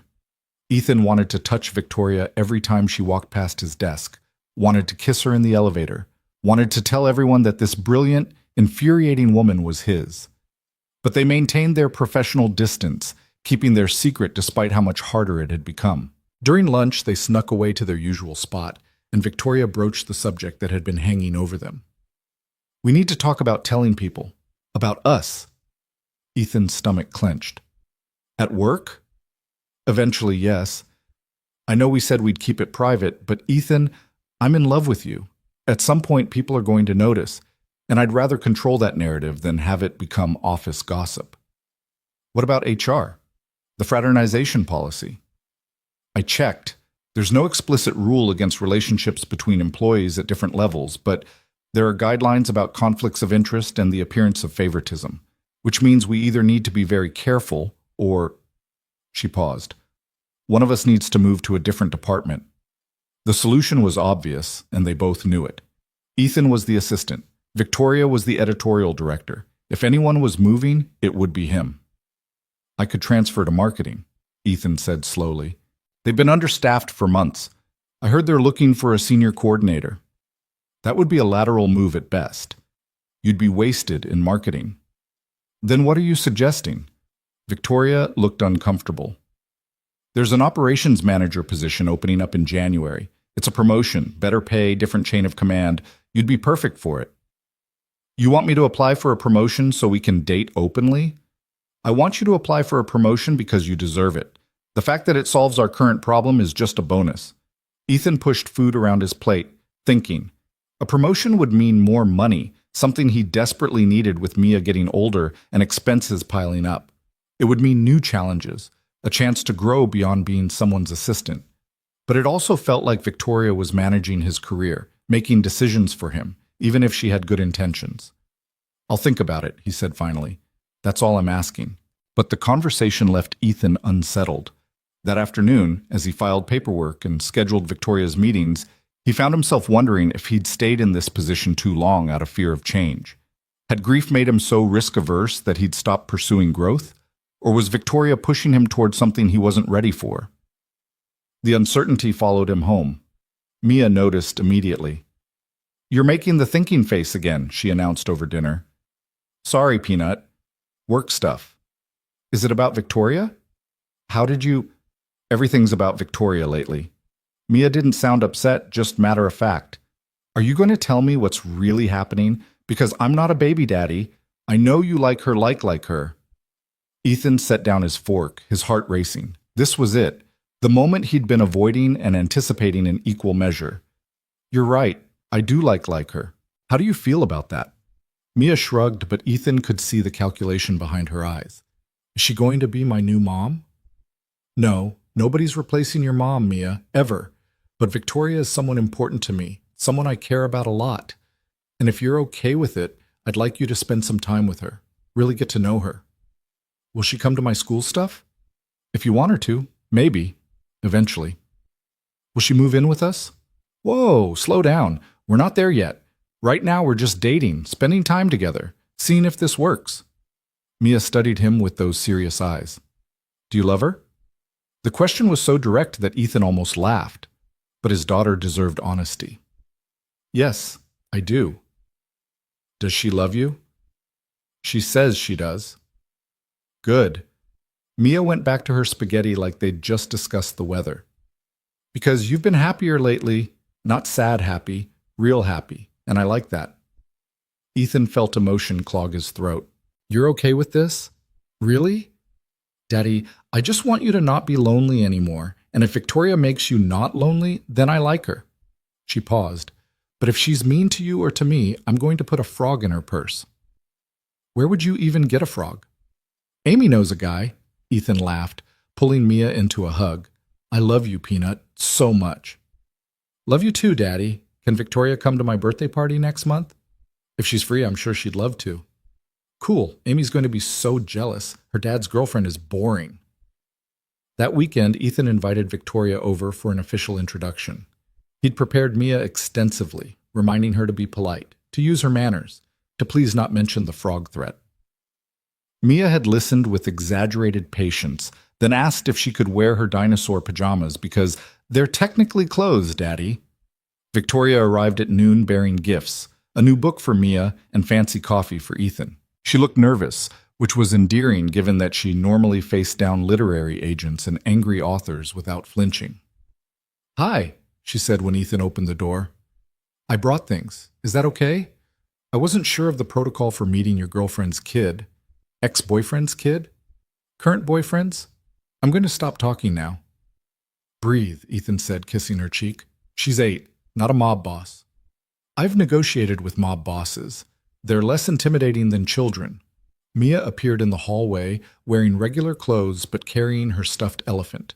She studied Victoria with frank curiosity. You're prettier than your work picture, Mia announced. Victoria blinked. Thank you, I think. Daddy says you're really smart and you like books, and you're going to come to my birthday party. I would love to come to your birthday party. Victoria held out the wrapped book. This is for you. Your dad mentioned you liked the dragon book I sent before. Mia tore into the wrapping with enthusiasm. Her eyes went wide when she saw the title. No way! This is the next one in the series. Daddy wouldn't buy it for me because he said we had too many books already. There's no such thing as too many books, Victoria said seriously. That's a fundamental truth of the universe. See, Daddy? Victoria gets it. Ethan watched them bond over book philosophy and felt something warm expand in his chest. This was happening. His two favorite people were meeting, and it wasn't awkward or forced. It was natural, easy. They spent the afternoon at the park. Victoria pushed Mia on the swings while Ethan set up a picnic. He watched them together, Victoria's laughter genuine as Mia demanded to go higher, Mia's excitement palpable as she described her elaborate playground games. By the time they settled on the blanket to eat, Mia had apparently decided Victoria was acceptable. Can I ask you something? Mia said through a mouthful of sandwich. Sure, Victoria said. Are you going to marry my dad? Ethan choked on his water. Victoria's eyes went wide. They stared at each other in panic while Mia waited expectantly. We haven't really, Victoria stammered. It's too soon for that conversation, Peanut, Ethan managed. But you love each other, right? That's what people do when they love each other. They get married. Sometimes, Victoria said carefully, but sometimes people date for a long time first, to make sure they're compatible, to build a strong foundation. How long is a long time? However long it takes. Victoria glanced at Ethan. There's no rush. The important thing is that we care about each other and about you. Mia seemed to accept this, turning her attention to her apple slices. But Ethan noticed Victoria's hand trembling slightly as she reached for her drink. Marriage. They'd been together less than a month, and his daughter was already planning their wedding. Later, after they dropped Mia at Amy's for a play date and returned to Ethan's apartment, Victoria collapsed on his couch. That was terrifying. You survived, Ethan said, sitting beside her. Barely. She's very direct. She gets that from her mother. He pulled Victoria close. So, marriage, huh? Ethan Cole, if you propose to me right now, I will say no out of principle. Noted. But for the record, I wasn't proposing, just acknowledging that Mia apparently has our entire future planned out. Victoria turned to face him. And how do you feel about that? Our future? Honestly? Terrified and hopeful in equal measure. You? Same. But Ethan, I meant what I said to Mia. There's no rush. We figure this out at our own pace, not because your 8-year-old thinks we should be married already. Agreed. Ethan kissed her. Though for what it's worth, she really likes you. She told me in the car that you're pretty cool for a grown-up. High praise. The highest. Is it? She also asked if you knew where to buy frogs, which I'm choosing to ignore.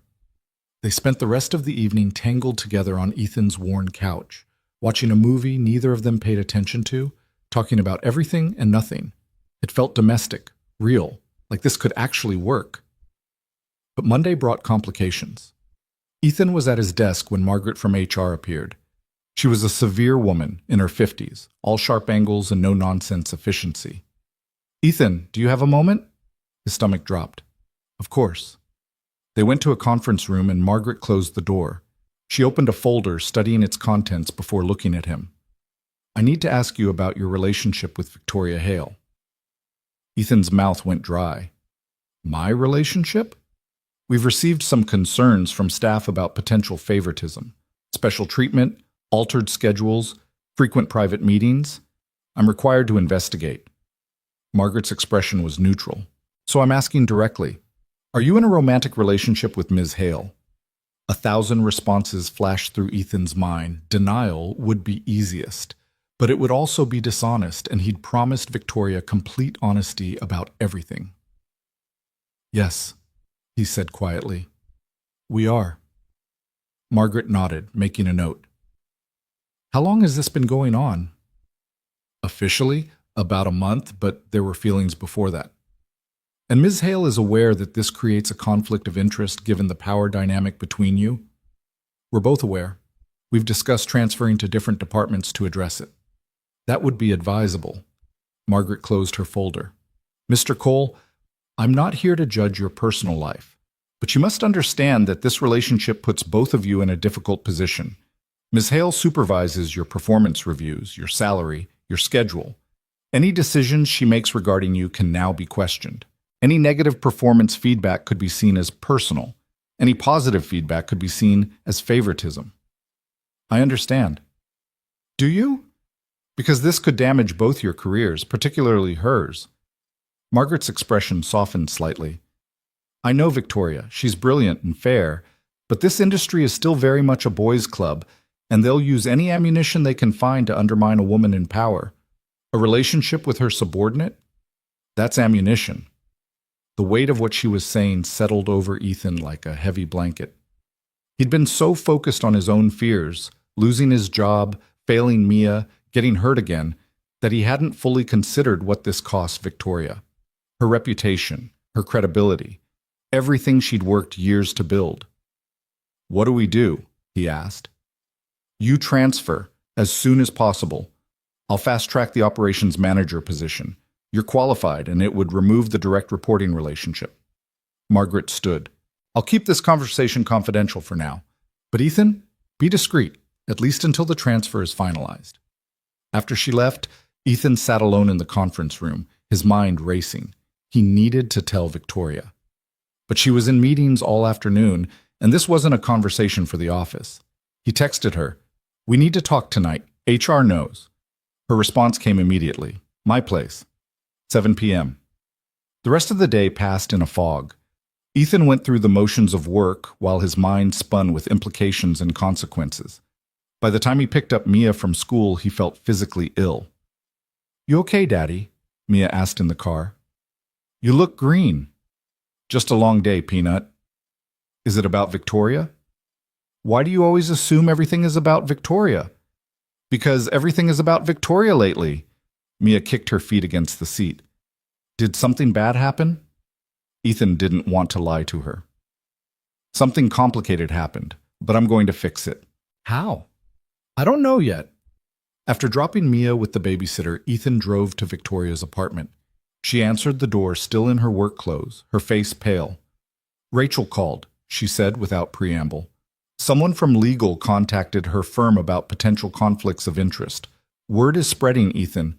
People are talking. Margaret pulled me in today, asking direct questions. What did you tell her? The truth, that we're together, that we know it's complicated. Ethan followed her inside. She recommended I transfer to operations, fast-track the application. Victoria nodded, her expression unreadable. That makes sense. Does it? Because it feels like we're being forced to make decisions based on other people's opinions rather than what we actually want. What we want isn't the issue. It's what's practical. What protects both of us professionally. So what? Apply for a job I'm not sure I want because it makes our relationship more acceptable? Do you not want the job? Victoria's voice rose slightly. Because you said you'd think about it. I thought we'd discuss this. You discussed it. You decided what was best and expected me to fall in line.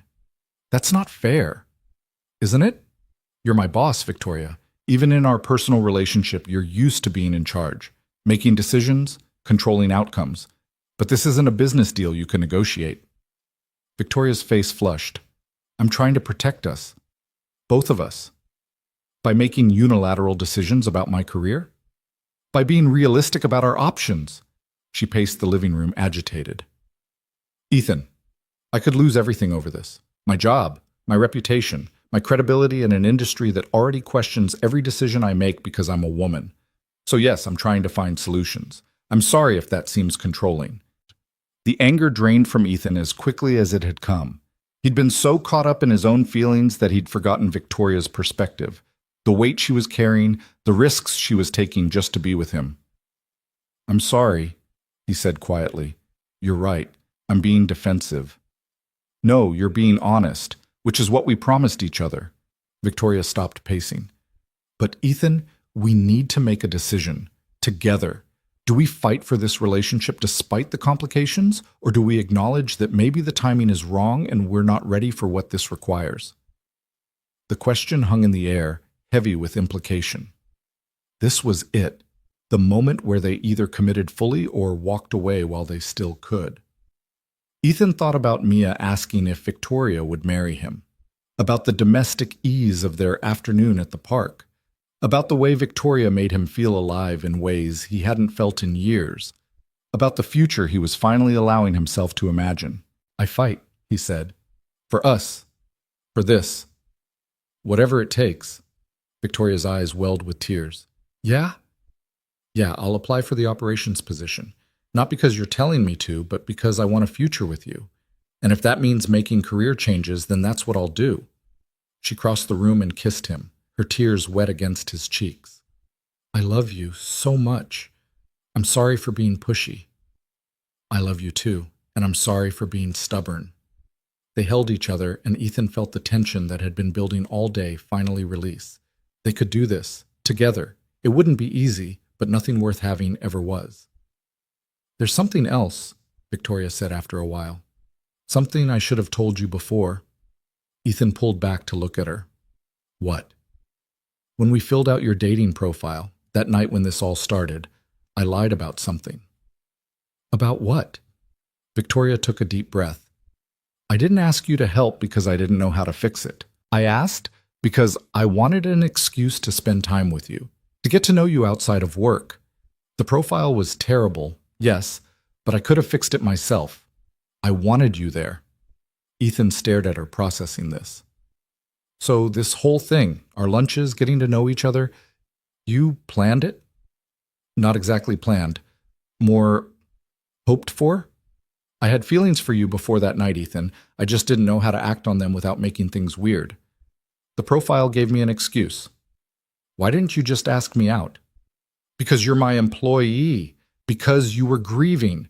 Because the power dynamic made it impossible for me to make the first move without it being inappropriate. Victoria looked miserable. I'm sorry. I should have been honest from the start. Ethan should have been angry, should have felt manipulated, but instead he found himself laughing. What's so funny? You, me. This whole ridiculous situation. He pulled her close.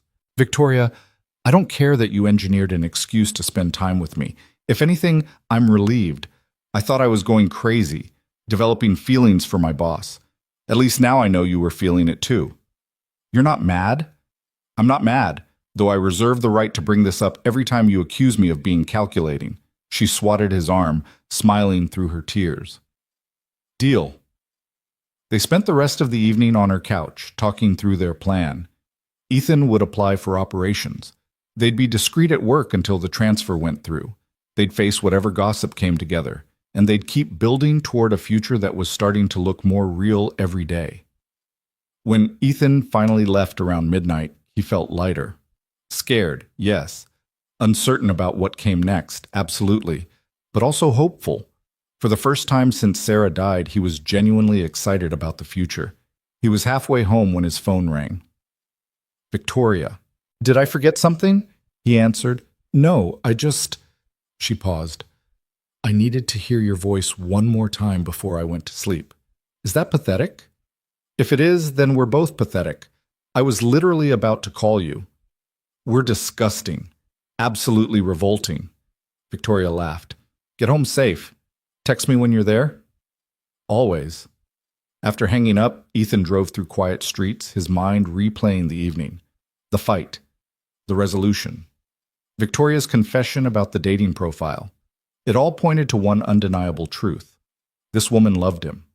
Fully, messily, inconveniently loved him. And he loved her back with an intensity that both thrilled and terrified him. He thought about what Mia had asked, whether Victoria would be her new mom. The answer was no. Nobody would replace Sarah. But maybe Victoria could be something different. A partner. A co-parent eventually. Someone who loved both Ethan and his daughter for exactly who they were. The next few weeks passed in a blur of applications, interviews, and waiting. The operations position was perfect for Ethan, utilizing his organizational skills and attention to detail while giving him more autonomy and better pay.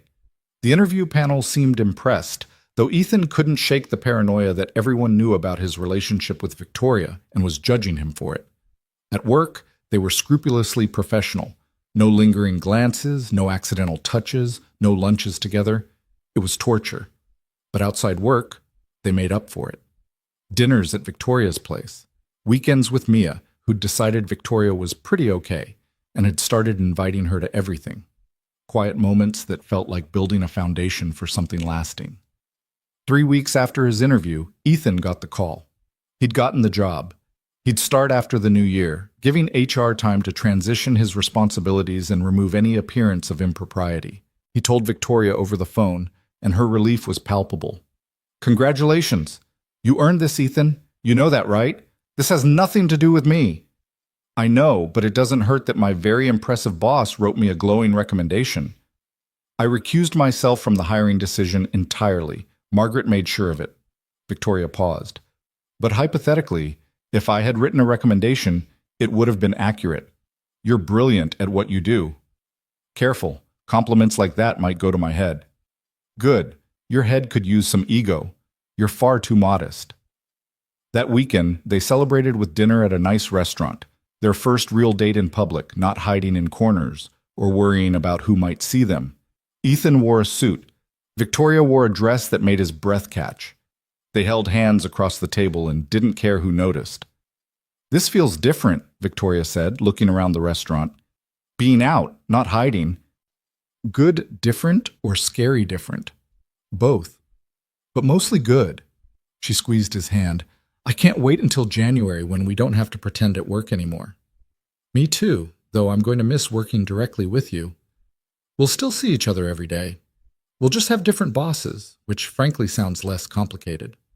True. My new boss can't fire me for refusing to make her terrible coffee. That's unfair. My coffee is fine. Your coffee could strip paint, Victoria. We've discussed this. She laughed, and Ethan felt that now familiar warmth spread through his chest. This was what happiness felt like. Not the absence of pain, but the presence of joy despite it. Building something new without forgetting what came before. After dinner, they walked through the city, hand in hand, window shopping and talking about nothing important. They ended up at the park where they'd had their picnic with Mia. It was nearly empty this late, just a few other couples and dog walkers enjoying the mild December evening. They sat on a bench overlooking the playground, and Victoria leaned against Ethan's shoulder. Can I ask you something? She said. Always. Do you still think about her, Sarah? Ethan had been expecting this question eventually. He considered lying, sparing Victoria's feelings, but they'd promised honesty. Every day, he admitted. Not the way I used to, not with that consuming grief. But she's still there. Part of my history, part of who I am. Does it bother you that I'm not her? No, because I don't want you to be her. I want you to be you. Ethan turned to look at Victoria. What we have is different from what I had with Sarah.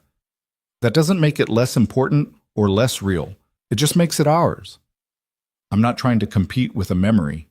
I know, and I'm not asking you to. He kissed her forehead. I loved Sarah. I'll always love her. But I love you too. My heart is big enough for both. Victoria was quiet for a moment. I never thought I'd fall for a widower. It's complicated in ways I didn't anticipate. Having regrets? Not even a little. Just acknowledging the reality. She sat up to face him. But Ethan, I need you to promise me something. What? If this ever gets too hard, if the memories are too much, if you're not ready, if Mia needs you to focus on just being her dad, promise you'll tell me. Don't suffer in silence trying to be strong for everyone. I promise. Same goes for you. If the baggage gets too heavy, if you need space, if this relationship is costing you too much professionally or personally, Victoria put her finger over his lips. Not happening. I'm in this, Ethan Cole. All the way in. You're stuck with me. Promise? Promise. They kissed, soft and sweet, and Ethan felt something settle in his soul. Peace. Certainty. The knowledge that whatever came next, they'd face it together. His phone buzzed with a text from Mia's babysitter. She wants to say goodnight. Ethan called home and put it on speaker so Victoria could hear. Hi, Daddy. Hi, Victoria. Mia's voice crackled through. Are you having a good date? The best date, Ethan confirmed. Did you go somewhere fancy? Very fancy. There were cloth napkins and everything. Wow. Did Victoria dress up? I did, Victoria said. I wore the dress you helped me pick out last weekend. The blue one. I knew that was the right choice. Amy's sister says blue is sophisticated. Ethan and Victoria exchanged amused glances. You're absolutely right, Peanut. Very sophisticated. Good. Okay. I'm going to bed now. Love you, Daddy. Love you, Victoria. The casual love you to Victoria made both adults freeze. This was the first time Mia had said it. The weight of those words, the acceptance they implied, settled over them. Love you too, sweetie, Victoria said, her voice thick with emotion. Sleep well. After they hung up, Victoria wiped at her eyes. That kid is going to make me cry. She has that effect on people. She told me yesterday that you should move in with us because our apartment is too boring and you have better decorations. She said that? Her exact words were, Victoria has style and we have a couch from 1997. She's not wrong about the couch. Hey, that couch has character. It has stains of mysterious origin. There's a difference. They bantered back and forth, easy and comfortable, and Ethan realized this was what he'd been missing. Not romance exactly, but partnership. Someone to share life's small moments with. Someone who made everything better just by being there. What are you thinking about? Victoria asked. That I'm happy. Really, genuinely happy. I wasn't sure I'd feel this way again. And now? Now I'm excited about the future. About us. About whatever comes next. Victoria smiled, linking her fingers through his. Me too. They sat in the park for another hour, making plans for the holidays, for Mia's birthday party in January, for a future that was starting to look remarkably like forever. And when they finally headed home, Ethan felt something he hadn't felt in 3 years. Hope. Real, tangible, solid hope. The kind of hope that made tomorrow worth looking forward to. January arrived with bitter cold and the promise of new beginnings. Ethan's first day in the operations department felt surreal. New desk, new boss, new responsibilities that had nothing to do with managing Victoria's calendar or fixing her coffee disasters. His new supervisor, Marcus Chen, was a laid-back guy in his 40s who greeted Ethan with a firm handshake and a stack of files that needed immediate attention. Welcome to operations, Marcus said, gesturing to the organized chaos of their floor. It's less glamorous than editorial, but we keep this place running. You'll fit right in. Ethan settled into his new role quickly, discovering that he actually enjoyed the work, streamlining processes, solving logistical problems, coordinating between departments. But the best part was being able to see Victoria in the hallways without worrying about appearances. They could smile at each other freely now, share quick conversations by the elevators, meet for lunch without hiding. The office gossip had been brutal for about a week after his transfer was announced. Whispers in the break room about favoritism and inappropriate relationships. A few pointed comments from colleagues who thought they were being clever. But Margaret from HR had shut it down fast, reminding everyone that both parties had followed protocol and that any continued harassment would be dealt with severely. By mid-January, the gossip had faded to background noise. People had new scandals to discuss, and Ethan and Victoria became just another office couple navigating the complicated dance of work-life balance. Mia's 9th birthday party was scheduled for the last Saturday of the month. She'd been planning it for weeks with the intensity of a military general, creating detailed lists of decorations, games, and required snacks. Victoria had been invited, of course, and had taken the responsibility with touching seriousness. "What do 9-year-olds like?" she'd asked Ethan over dinner the week before. "I don't want to show up with something lame and lose all credibility." "You already have credibility. She talks about you constantly." "Still, this is important. It's my first major event as the girlfriend." "Technically, you've been the girlfriend for months."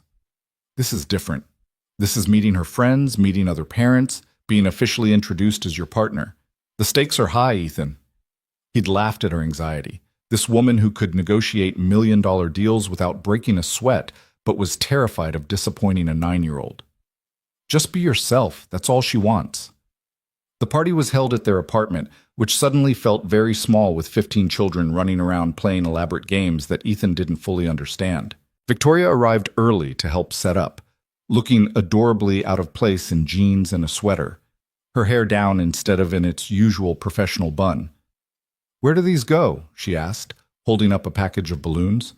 "Everywhere, according to Mia's diagram." Ethan showed her the detailed party map his daughter had drawn.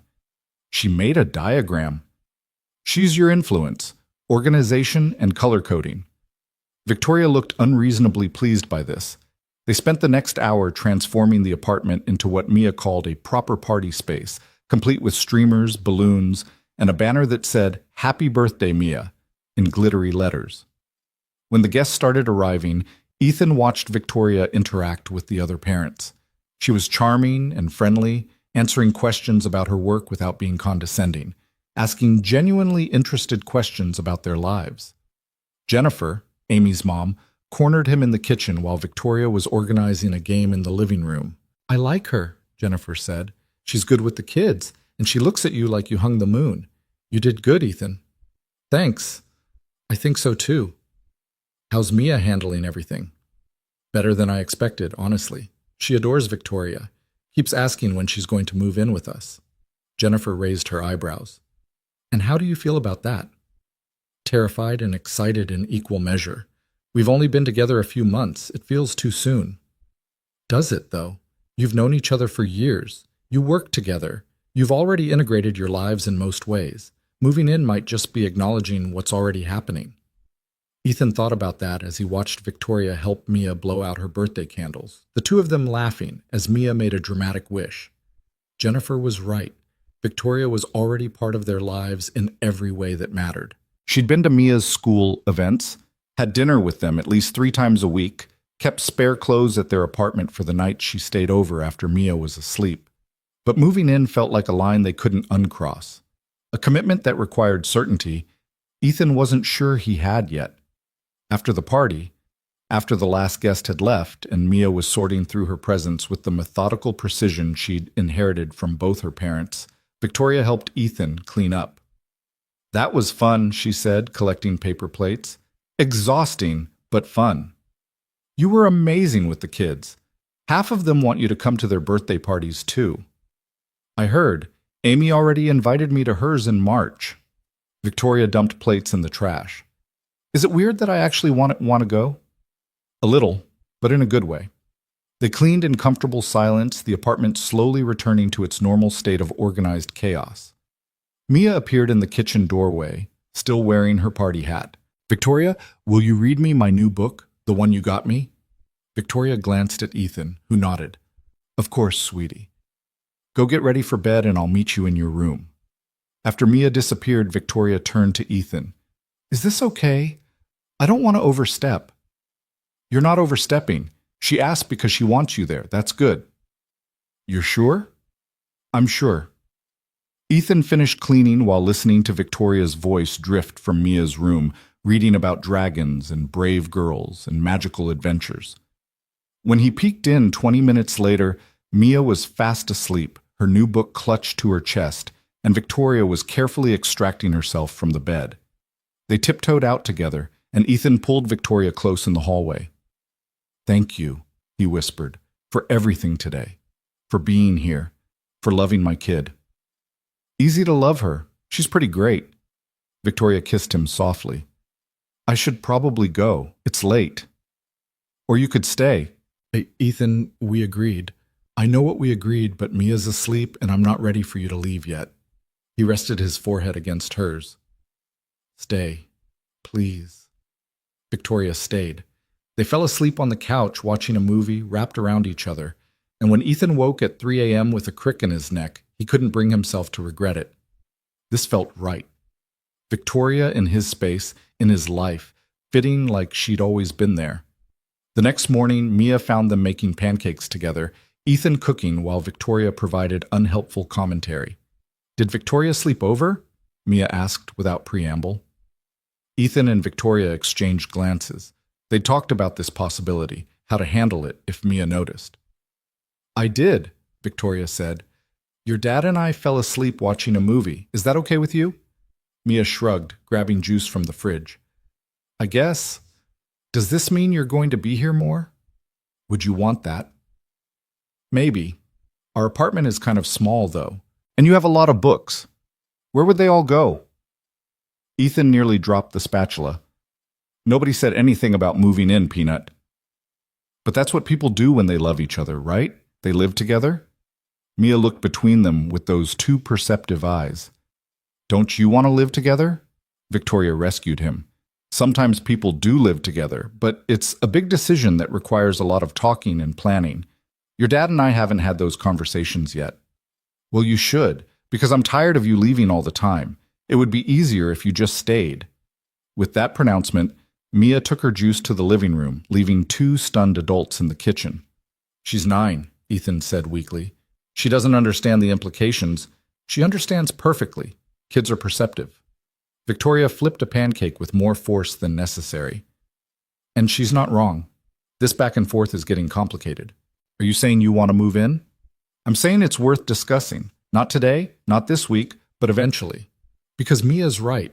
I am here all the time. I have a toothbrush in your bathroom and clothes in your closet. At what point do we acknowledge that I'm basically living here already? The conversation was interrupted by Mia yelling that her favorite show was starting, but it hung over Ethan for the rest of the day. After Victoria left that evening, he found himself looking at his apartment differently. The worn couch that Mia had criticized, the secondhand furniture that had seen better days, the tiny second bedroom that barely fit Mia's bed and dresser. Where would Victoria's things go if she moved in? Where would she work when she needed quiet? How would they navigate sharing space when they'd both lived alone for so long? The question spiraled until Ethan forced himself to stop. This was future talk, problem-solving issues that didn't exist yet. He was getting ahead of himself. But that night, lying in bed, he couldn't shake Mia's simple logic. That's what people do when they love each other. They live together. Did he love Victoria enough to share his space permanently? Did she love him enough to give up her beautiful apartment with its working elevator and her perfectly organized bookshelves? Was love even the right metric for making this decision? His phone buzzed with a text from Victoria. Still thinking about this morning? How did you know? Because I know you. You're probably making a pro-con list in your head. She wasn't wrong, maybe. For the record, I'm not pushing for anything. Mia caught us off guard and we didn't handle it well, but Ethan, when you're ready to have that conversation, actually ready, not just placating your daughter. I'm here. I know. Thank you for being patient with me. Always. Now stop overthinking and get some sleep. You first. Deal. Love you. Love you too. Ethan set down his phone and stared at the ceiling. He was overthinking. It was his default mode, analyzing everything to death instead of just feeling. Maybe that was the problem.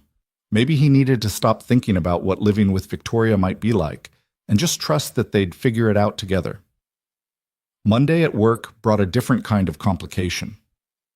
Ethan was in a meeting with Marcus and the logistics team when Margaret from HR appeared at the door. "Ethan, can I borrow you for a moment?" His stomach dropped. Nothing good ever came from surprise HR visits. He followed Margaret to a conference room where, to his shock, Victoria was already sitting, looking pale. "What's going on?" Ethan asked. Margaret closed the door. "We have a situation.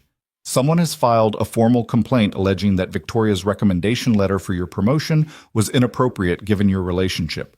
They're claiming the hiring process was compromised." Ethan felt the blood drain from his face. "But Victoria recused herself. She wasn't part of the decision."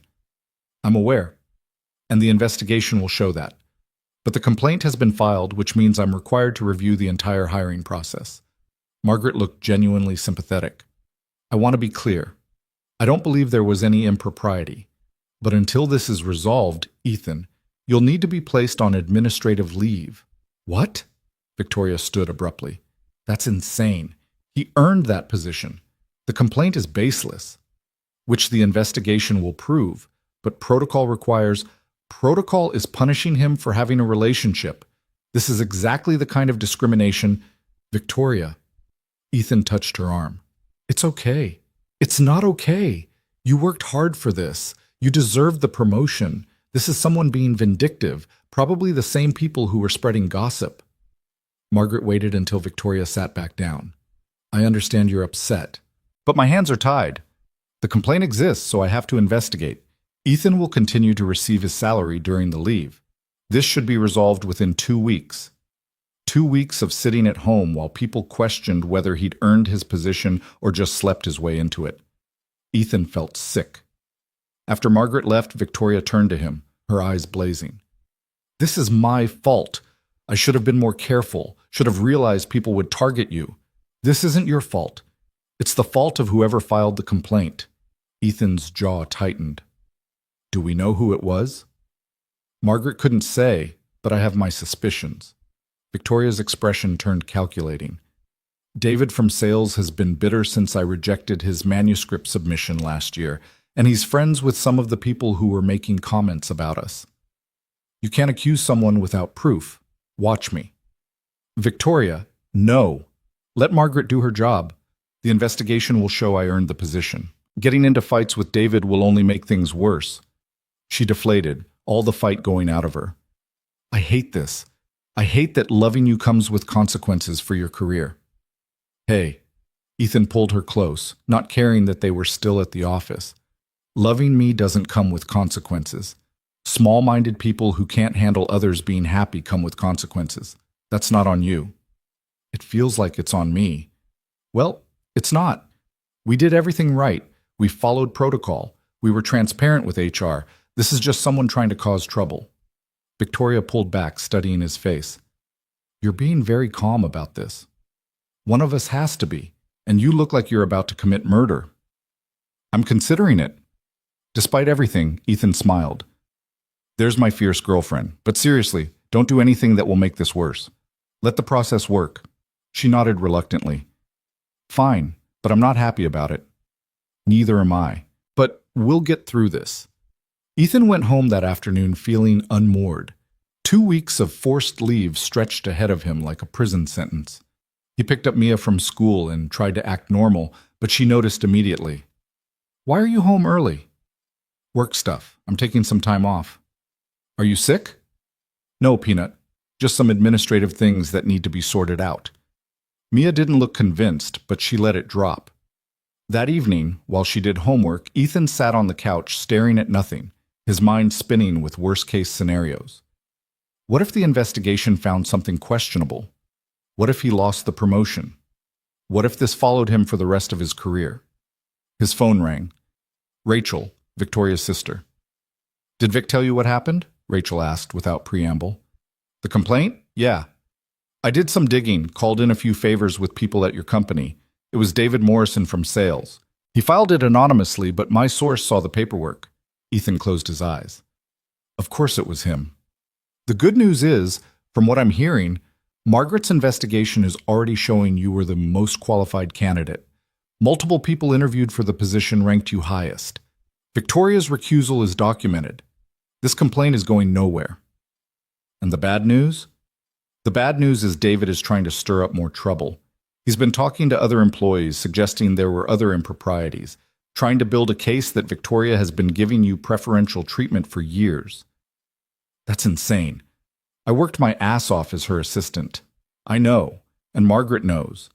But Ethan, you need to prepare for this to get ugly before it gets better. David has an axe to grind, and he's not going quietly. After they hung up, Ethan sat in the growing darkness, feeling the weight of the situation settle over him. This wasn't just about the promotion anymore. This was someone actively trying to destroy his career and damage Victoria's reputation.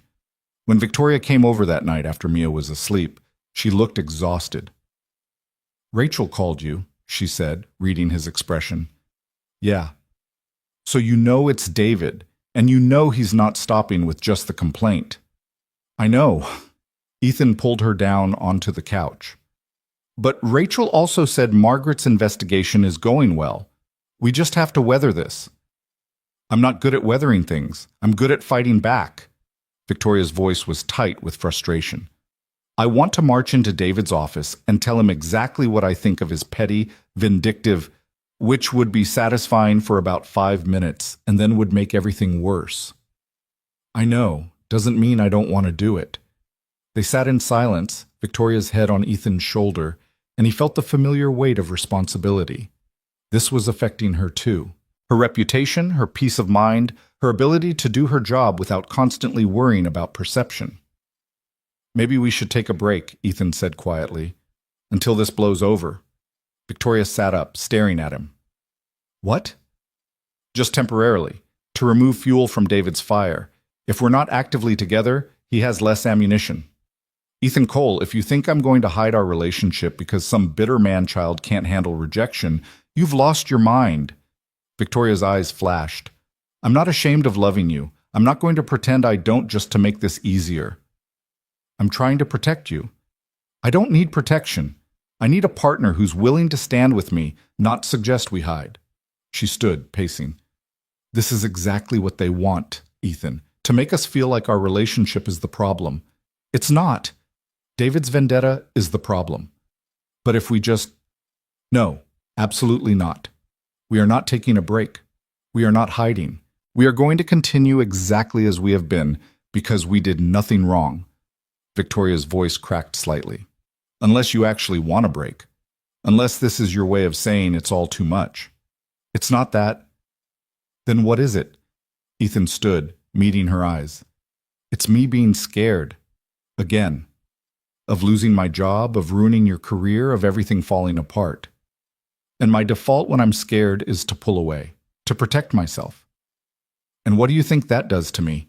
When you pull away? It hurts you. I know. I'm sorry." He reached for her hands. "You're right. No breaks, no hiding. We face this together." Victoria's expression softened. "Together. That's all I'm asking." They held each other, and Ethan felt the familiar war between fear and love wage in his chest. Fear was easier. Fear was what he knew. But love, messy, complicated, inconvenient love, was what he needed. "I'm really bad at this," he said into her hair. "At what?" "Being brave. Being the partner you deserve. Not letting fear control everything." "You're better at it than you think. You're here, aren't you, fighting for us even when it's hard?" "Barely." "Barely is still showing up. That counts." Victoria pulled back to look at him. "But Ethan, I need you to promise me something. The next time you get scared, talk to me instead of suggesting we break up.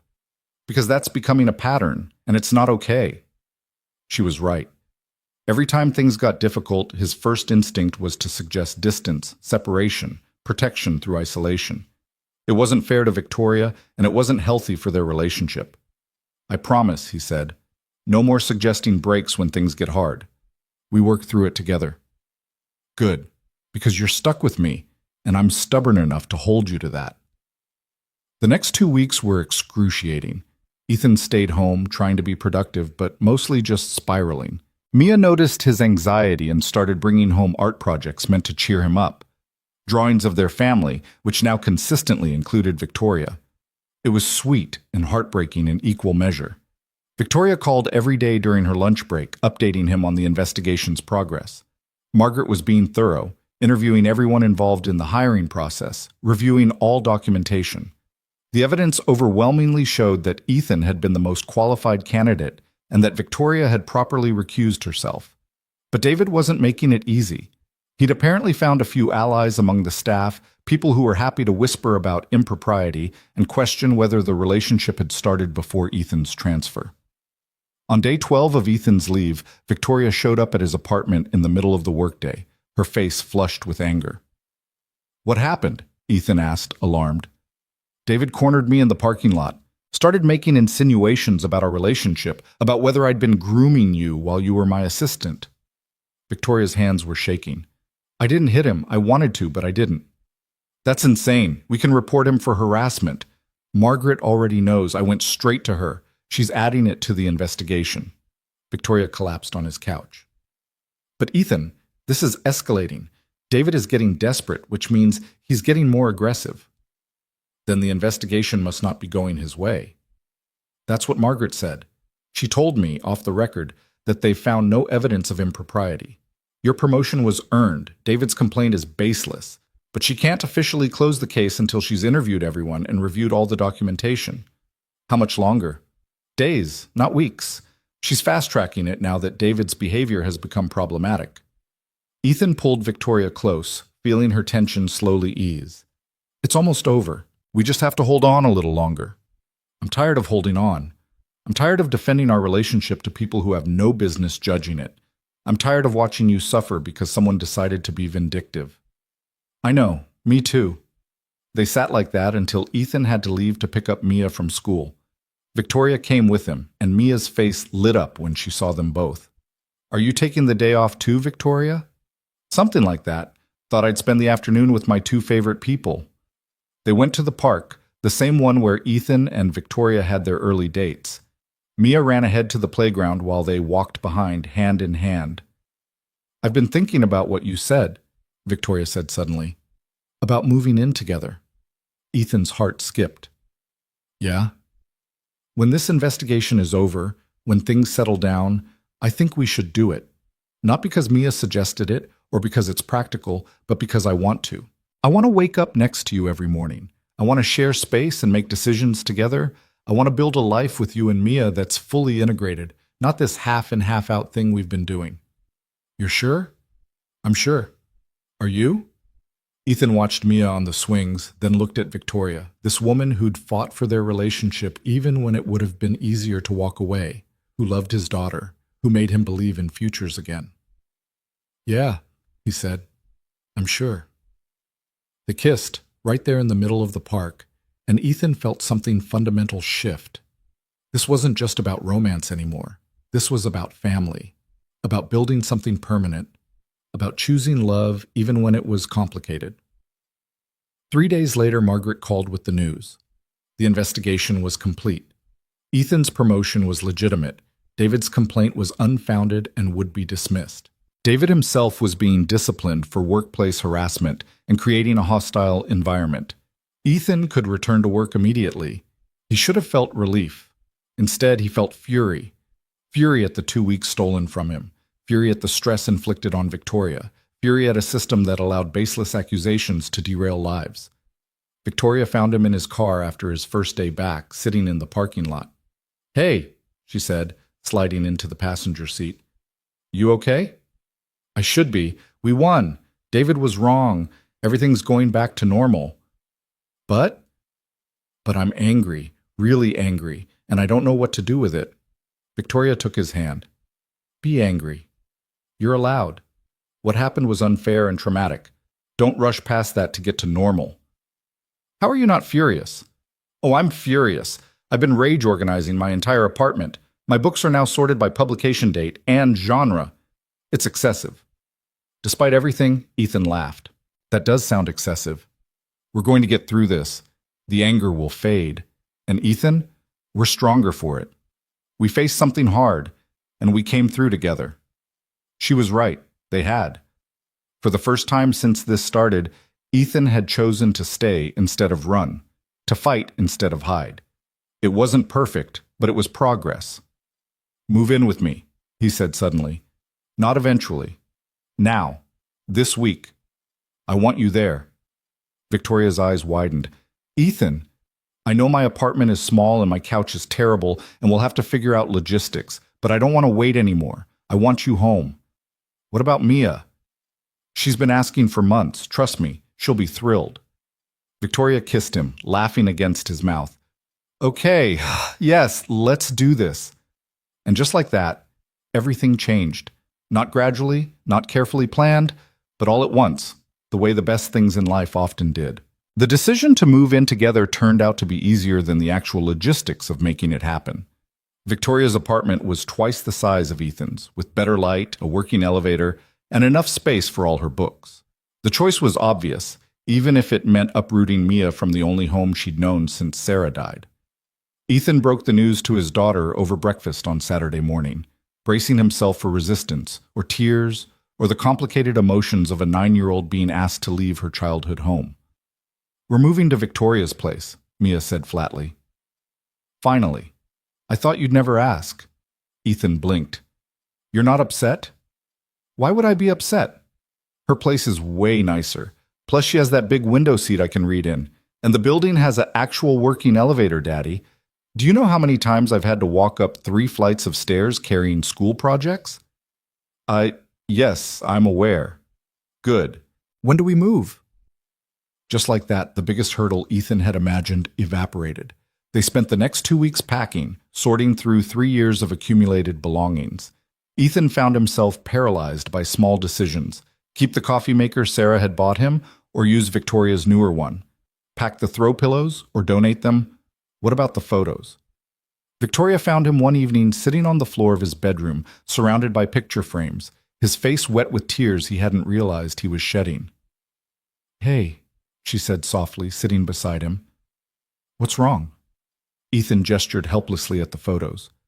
I don't know where these go. In our new place. Some of them are just Sarah, some are Sarah and Mia, some are our whole family, and I want to bring them, but I don't want you to feel like you're living in a shrine to my dead wife. Victoria picked up a frame, Ethan and Sarah on their wedding day, both of them impossibly young and happy. She studied it for a long moment. This is part of your history, part of Mia's history. Of course you bring them. She looked at Ethan. I'm not threatened by Sarah's memory. I never was. She was important to you, she gave you Mia, and she deserves to be remembered. We'll find places for these photos where they feel right, where Mia can see her mother and remember her. You're sure? I'm sure.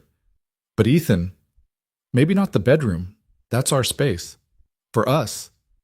The living room, Mia's room, the hallway, those are family spaces. The photos belong there. It was such a simple solution, such a clear boundary, that Ethan wondered why he hadn't thought of it himself. But that was Victoria, practical even in emotional moments, finding ways to honor the past while building the future. They packed the photos carefully, along with Sarah's favorite mug that Mia refused to part with, and a few other small mementos. The rest, furniture, kitchen items, the terrible couch, went to donation or trash. It felt like shedding skin, leaving behind the physical remnants of his grief while keeping the important pieces. Moving day arrived with unexpected sunshine for February. Rachel showed up with a truck and 3 friends who worked in her law firm, all of them ready to haul boxes. Mia supervised with the authority of a small general, directing traffic and making sure her room was unpacked first. By evening, Ethan stood in Victoria's, their apartment, surrounded by boxes but feeling something shift in his chest. This was home now. Not the place where he'd survived Sarah's death, but the place where he'd build a new life. Daddy, come look, Mia called from her new room. He found her arranging her books on the built-in shelves, her stuffed elephant already on the bed. Victoria had let Mia choose the paint color, and she'd picked a soft purple that made the room feel cozy and bright. What do you think, Peanut? It's perfect. Way better than my old room. No offense to our old apartment. None taken. And look, Mia pointed to the window seat, where Victoria had already added cushions and a reading lamp. My own library nook. Amy's going to die when she sees this. Ethan pulled his daughter into a hug, breathing in the scent of her shampoo, feeling grateful beyond words that this transition was easy for her, that she was resilient and adaptable and wise beyond her years. I'm glad you're happy here. I'm glad you're happy, Daddy. You smile more now, like you used to in the pictures with Mom. The observation hit him square in the chest. He hadn't realized how much his grief had been visible to Mia, how much she'd been watching him struggle. I am happy, he said. Really happy. Good. Now can you help me organize my art supplies? Victoria has this whole drawer system thing, and I want to do it right. That night, after Mia was asleep in her new room and the worst of the unpacking was done, Ethan and Victoria collapsed on her couch, now their couch, with glasses of wine. We did it, Victoria said, kicking off her shoes. We officially live together. We do. How does it feel? Right. Scary, but right. She leaned against him. How about you? Same. I keep waiting for the panic to set in, but it hasn't yet. Give it time. We'll probably have our first fight about something stupid like whose turn it is to do dishes. I'm looking forward to it. The domesticity of fighting about dishes. Victoria laughed. You're weird. You love it. I really do. They sat in comfortable silence, and Ethan felt the last piece of resistance inside him finally let go. This was what moving forward looked like. Not forgetting Sarah or pretending the past 3 years hadn't happened, but making space for something new alongside the memory of what was. The first month of living together was an adjustment. Ethan learned that Victoria was actually a morning person when left to her natural rhythm, singing off-key in the shower before 6 a.m. Victoria learned that Ethan's organized system for the kitchen made sense only to him, and that arguing about it was pointless. They learned each other's rhythms, quirks, and boundaries. They also learned that Mia was an excellent mediator when they did fight about stupid things. You're both being ridiculous, she announced one Sunday when Ethan and Victoria were bickering about the proper way to load the dishwasher. The dishes get clean either way. Now can we please go to the museum like you promised? Ethan and Victoria looked at each other and started laughing. She's right, Victoria said. We're being ridiculous. Completely ridiculous, Ethan agreed. I know, Mia said smugly. I'm very smart. Work settled into a new normal too. Ethan thrived in operations, discovering skills he hadn't known he had. Victoria got a massive promotion to VP of editorial, a recognition of her years of brilliant work. The office gossip about their relationship faded as people found new things to talk about. David from sales quietly left the company after the investigation concluded, though rumor had it he was pushed rather than jumped. Ethan felt no satisfaction in his departure, only relief that the chapter was closed. By spring, their life together felt established, comfortable, like they'd been doing this for years instead of months. Ethan would come home to find Victoria and Mia reading together, or Victoria would walk in on Ethan teaching Mia to cook, and each moment felt like a small miracle. The only thing that hadn't been discussed was the future. Marriage. More commitment. Ethan knew Victoria was waiting for him to bring it up, to decide when he was ready for that next step. But he kept hesitating, not from doubt, but from the weight of the decision. One evening in late April, Rachel cornered him at a family dinner at Victoria's parents' house. "So when are you going to propose?" she asked without preamble. Ethan nearly choked on his wine. "What?" "To my sister. When are you proposing? Because she's clearly waiting for you to ask, and you're clearly overthinking it." "I'm not. We haven't been together that long." "You've been together almost 6 months. You live together. You're co-parenting Mia. You're basically married already, just without the paperwork." Rachel fixed him with a look. "What are you waiting for?" "I don't know. The right time?" "There's no such thing as the right time. There's just now, and whether you're brave enough to commit to it." It was such a Victoria thing to say that Ethan realized Rachel and her sister were more alike than either would admit. "What if I mess it up?" he said quietly. "The proposal. What if it's not good enough? Ethan, my sister fell in love with you while watching you color code her filing system. I don't think your proposal needs to be elaborate. It just needs to be real. That night, lying in bed with Victoria asleep beside him, Ethan thought about Rachel's words. There was no perfect time. There was just the choice to move forward or stay stuck in comfortable limbo. He wanted to move forward. The next day, during his lunch break, Ethan went to a jewelry store. He had no idea what he was looking for. Sarah's engagement ring had been a family heirloom chosen by his grandmother. This needed to be different, something that was entirely Victoria. The saleswoman showed him dozens of rings, each more elaborate than the last, but none felt right. He was about to give up when he saw it. A simple platinum band with a small sapphire, elegant and understated. It reminded him of Victoria, beautiful without being flashy, perfect in its simplicity. That one, he said. Excellent choice. The sapphire is ethically sourced, and the platinum is, I'll take it. He left the store with the ring box burning a hole in his pocket and absolutely no plan for how to actually propose. Victoria would hate something public and showy, but she also deserved more than a casual, hey, want to get married? Over breakfast. Ethan was still planning when, 3 days later, everything fell apart. He got the call at work. Mia's school. She'd fallen during recess, hit her head, and was being taken to the hospital as a precaution. Victoria was already on her way, having been listed as Mia's second emergency contact. Ethan drove to the hospital with his heart in his throat, memories of Sarah's accident flooding back. The phone call, the hospital, the terrible waiting. He couldn't do this again. He couldn't lose someone else. He found Victoria in the emergency room waiting area, pacing. Where is she? What happened? Is she okay? She's getting a CT scan. The school said she was unconscious for a few seconds after she fell, so they're being cautious. Victoria grabbed his hands. Ethan, breathe. The doctor said it's probably just a concussion, but they want to be sure. Where's the doctor? I need to talk to them. They'll come get us as soon as the scan is done. Sit down. You're going to pass out. Ethan couldn't sit. He paced the waiting room, his mind spinning with worst-case scenarios. What if it was serious? What if she had brain bleeding? What if... Mr. Cole? A doctor approached, and Ethan's heart stopped. Mia's fine. The CT scan is clear. She has a mild concussion, which means she needs to take it easy for a few days, but there's no serious damage. She's asking for you. The relief was so intense that Ethan's knees nearly buckled. Victoria steadied him, her own relief visible in her expression. They found Mia in an examination room, looking small in the hospital bed, but alert and annoyed. I'm fine, Daddy. Everyone's making a big deal out of nothing. You were unconscious, Ethan said, his voice shaking. For like 2 seconds. Amy says I just needed a nap.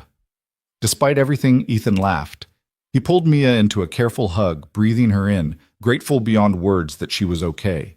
Victoria stood by the door, giving them space, and Ethan suddenly saw her with new clarity. She'd dropped everything at work to rush to the hospital. She'd called him immediately, had been there when he arrived, had held him together when he was falling apart. This was family, real, messy, terrifying family. And he didn't want to wait another day to make it official. After they got home and Mia was settled on the couch with strict instructions to rest, Ethan pulled Victoria into the kitchen. I need to talk to you about something. If this is about me leaving work early, Marcus already approved it. It's not about that. Ethan pulled the ring box from his pocket, where it had been living for 3 days. It's about this. Victoria stared at the box. Ethan, today, when I got the call about Mia, all I could think was that I couldn't do this alone, that I needed you there.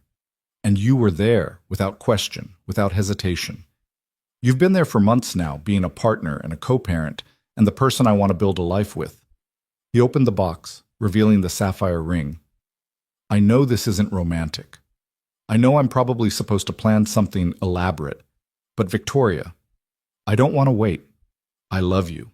Mia loves you. And I want you to be part of our family officially. Will you marry me? Victoria's eyes filled with tears. You're proposing in our kitchen while our daughter recovers from a concussion in the next room? Yes. That's very on brand for us. She laughed through her tears. Yes. Of course, yes. I love you, you ridiculous man. Ethan slid the ring onto her finger, and Victoria pulled him into a kiss that tasted like tears and laughter and relief and joy all mixed together. "Can I tell Mia?" Victoria asked. "Tell me what?" They turned to find Mia standing in the kitchen doorway, looking suspicious. "You're supposed to be resting," Ethan said. "You're supposed to be proposing more quietly. I could hear you from the couch." Mia looked at Victoria's hand. "Is that an engagement ring?" "It is," Victoria confirmed. "Your dad just asked me to marry him." "Finally! I was starting to think you'd never figure it out." Mia walked over, studying the ring. "It's pretty. Classier than the huge ones Amy's sister looks at on Instagram." "Thank you?" Victoria looked amused. "How do you feel about this, Mia? Really?" Mia considered the question with her characteristic seriousness. "I think it's good. You make Daddy happy, and he makes you happy, and you're both nice to me. Plus now I get to be a flower girl, which Amy says is the best part of weddings." "You'll be the best flower girl," Victoria promised. "I know. I'm excellent at everything." The wedding planning happened gradually over the next several months. Victoria wanted something small and meaningful, which suited Ethan perfectly. They chose a date in late September, giving them time to plan without rushing. The only complication came from an unexpected source. In July, Victoria was offered a position as editorial director at a prestigious publishing house in New York. It was a dream job: more money, more prestige, more influence in the industry. It was everything she'd worked toward her entire career. It was also 200 miles away. She told Ethan about the offer on a Friday evening, her voice careful and neutral. "What do you want to do?" Ethan asked. "I don't know. It's an incredible opportunity. But it would mean uprooting everything. Our life here, your job, Mia's school. So we'd move to New York." Victoria stared at him. "Just like that? You'd give up your job, move Mia away from her friends, start over in a new city?" "If it means you get to pursue your dream, yes, absolutely." "Ethan, this is a huge decision. I know, but Victoria, you've spent months supporting my career, my choices, my needs. It's my turn to support yours. If you want this job, we'll make it work." They talked late into the night, weighing pros and cons. By morning, they'd made a decision. Victoria would take the job. They'd move to New York after the wedding, giving Mia time to finish the school year in her current district. Ethan would look for operations positions in the city. It would be hard, but they'd do it together. When they told Mia, she surprised them again. "Will there be museums in New York?" "Lots of museums," Ethan confirmed. "And libraries? The biggest libraries you've ever seen." "Okay then, but I want my own room, and it has to be purple." "Deal." The wedding took place in a small garden venue, just family and close friends. Mia stood up with them as a junior bridesmaid, wearing a purple dress she'd picked out herself and carrying the rings with the solemnity of someone entrusted with the crown jewels. Ethan's hands shook as he stood at the altar waiting for Victoria, not from doubt, but from the overwhelming reality of this moment. 3 years ago, he'd been convinced he'd never feel anything again. That love was something that had happened to him once and was now gone forever. Then Victoria appeared at the end of the aisle, and Ethan felt his breath catch. She wore a simple ivory dress, her hair down, a bouquet of wildflowers in her hands. She was the most beautiful thing he'd ever seen. As she walked toward him, Ethan thought about the journey that had brought them here. The dating profile that started it all. The lunches where they'd fallen in love, the fights and reconciliations, the decision to move in together, the proposal in their kitchen. All of it had led to this moment. Victoria reached him, and he took her hands. "Hi," she whispered. "Hi yourself." The ceremony was short and sweet. They'd written their own vows, and when it was Ethan's turn to speak, he looked into Victoria's eyes and said the truth. "I was lost when I met you, going through the motions of life, but not really living. You showed me that it was possible to honor the past while building a future, that my heart was big enough for both grief and joy. You loved my daughter like she was your own. You fought for us when it would have been easier to walk away. You make me laugh. You challenge me to be better, and you've given me permission to be happy again. I love you, Victoria Hale, and I can't wait to spend the rest of my life proving it." There wasn't a dry eye in the garden, including Victoria's, who had to blink back tears before she could say her own vows. "Ethan Cole, You are the kindest, most stubborn, most loving man I've ever known. You taught me that real love isn't perfect or easy. It's showing up even when you're scared. It's choosing each other every day. It's building a family not from blood alone, but from choice and commitment. I love you and Mia more than I thought it was possible to love anything. And I promise to be your partner, your support, and your pain in the neck who organizes everything for as long as we both shall live. When they kissed, Mia cheered louder than anyone, and Ethan laughed against Victoria's mouth, feeling more complete than he ever had. The reception was casual, with good food and better wine and dancing that went late into the evening. Ethan danced with Mia, who stood on his feet like she used to when she was small. "You happy, Daddy?" "The happiest." "Good, because Victoria told me we get a puppy when we move to New York." She said, "What now?" Mia grinned, unrepentant. "A puppy. She promised." Across the dance floor, Victoria caught his eye and shrugged, smiling. Ethan shook his head, laughing. This was his life now. A wife who made promises to his daughter without consulting him. A move to New York, a future full of unknowns. And he couldn't wait. The move to New York happened in October, after the wedding high had faded and reality set in. They found an apartment in Brooklyn with good schools nearby and enough space for all of Victoria's books. Ethan landed a position as director of operations at a mid-sized publisher, a step up from his previous role. Mia adjusted faster than either adult, making friends at her new school within a week and declaring New York way cooler than home, no offense. The first few months were hard. Everything was expensive, the city was loud, and Ethan sometimes felt overwhelmed by the sheer chaos of it all. But Victoria thrived in her new position, and watching her bloom into the role she was meant for made every challenge worth it. 1 year after the wedding, Ethan stood in their Brooklyn apartment looking at the photos on the wall. Sarah and Mia, frozen in time. Victoria and Mia at Mia's 10th birthday party. The three of them at the beach last summer. A whole family, built from grief and hope and choice. Mia appeared beside him, now 10 and somehow seeming older every day. Thinking about Mom? Yeah. Wondering if she'd approve of all this. Mia leaned against him. I think she would. You're happy. I'm happy. That's what she'd want. When did you get so wise? I've always been wise. You just finally started listening. Victoria came home from work, bringing the autumn cold with her, and Ethan felt that familiar warmth bloom in his chest. She kissed him in greeting, then Mia, then started telling them about her day. A difficult author, a brilliant manuscript, the office politics that never quite went away. Ethan listened, chiming in with comments, making her laugh, and realized this was it, the life he'd built. The future he'd been too afraid to imagine 3 years ago. He wasn't just surviving anymore. He was living. That night, after Mia was asleep and the city sounds drifted through their windows, Ethan and Victoria lay in bed talking about everything and nothing. Do you ever regret it? Victoria asked. Leaving your old life? Moving here? Not even once, do you? No. This, us, was worth every complication.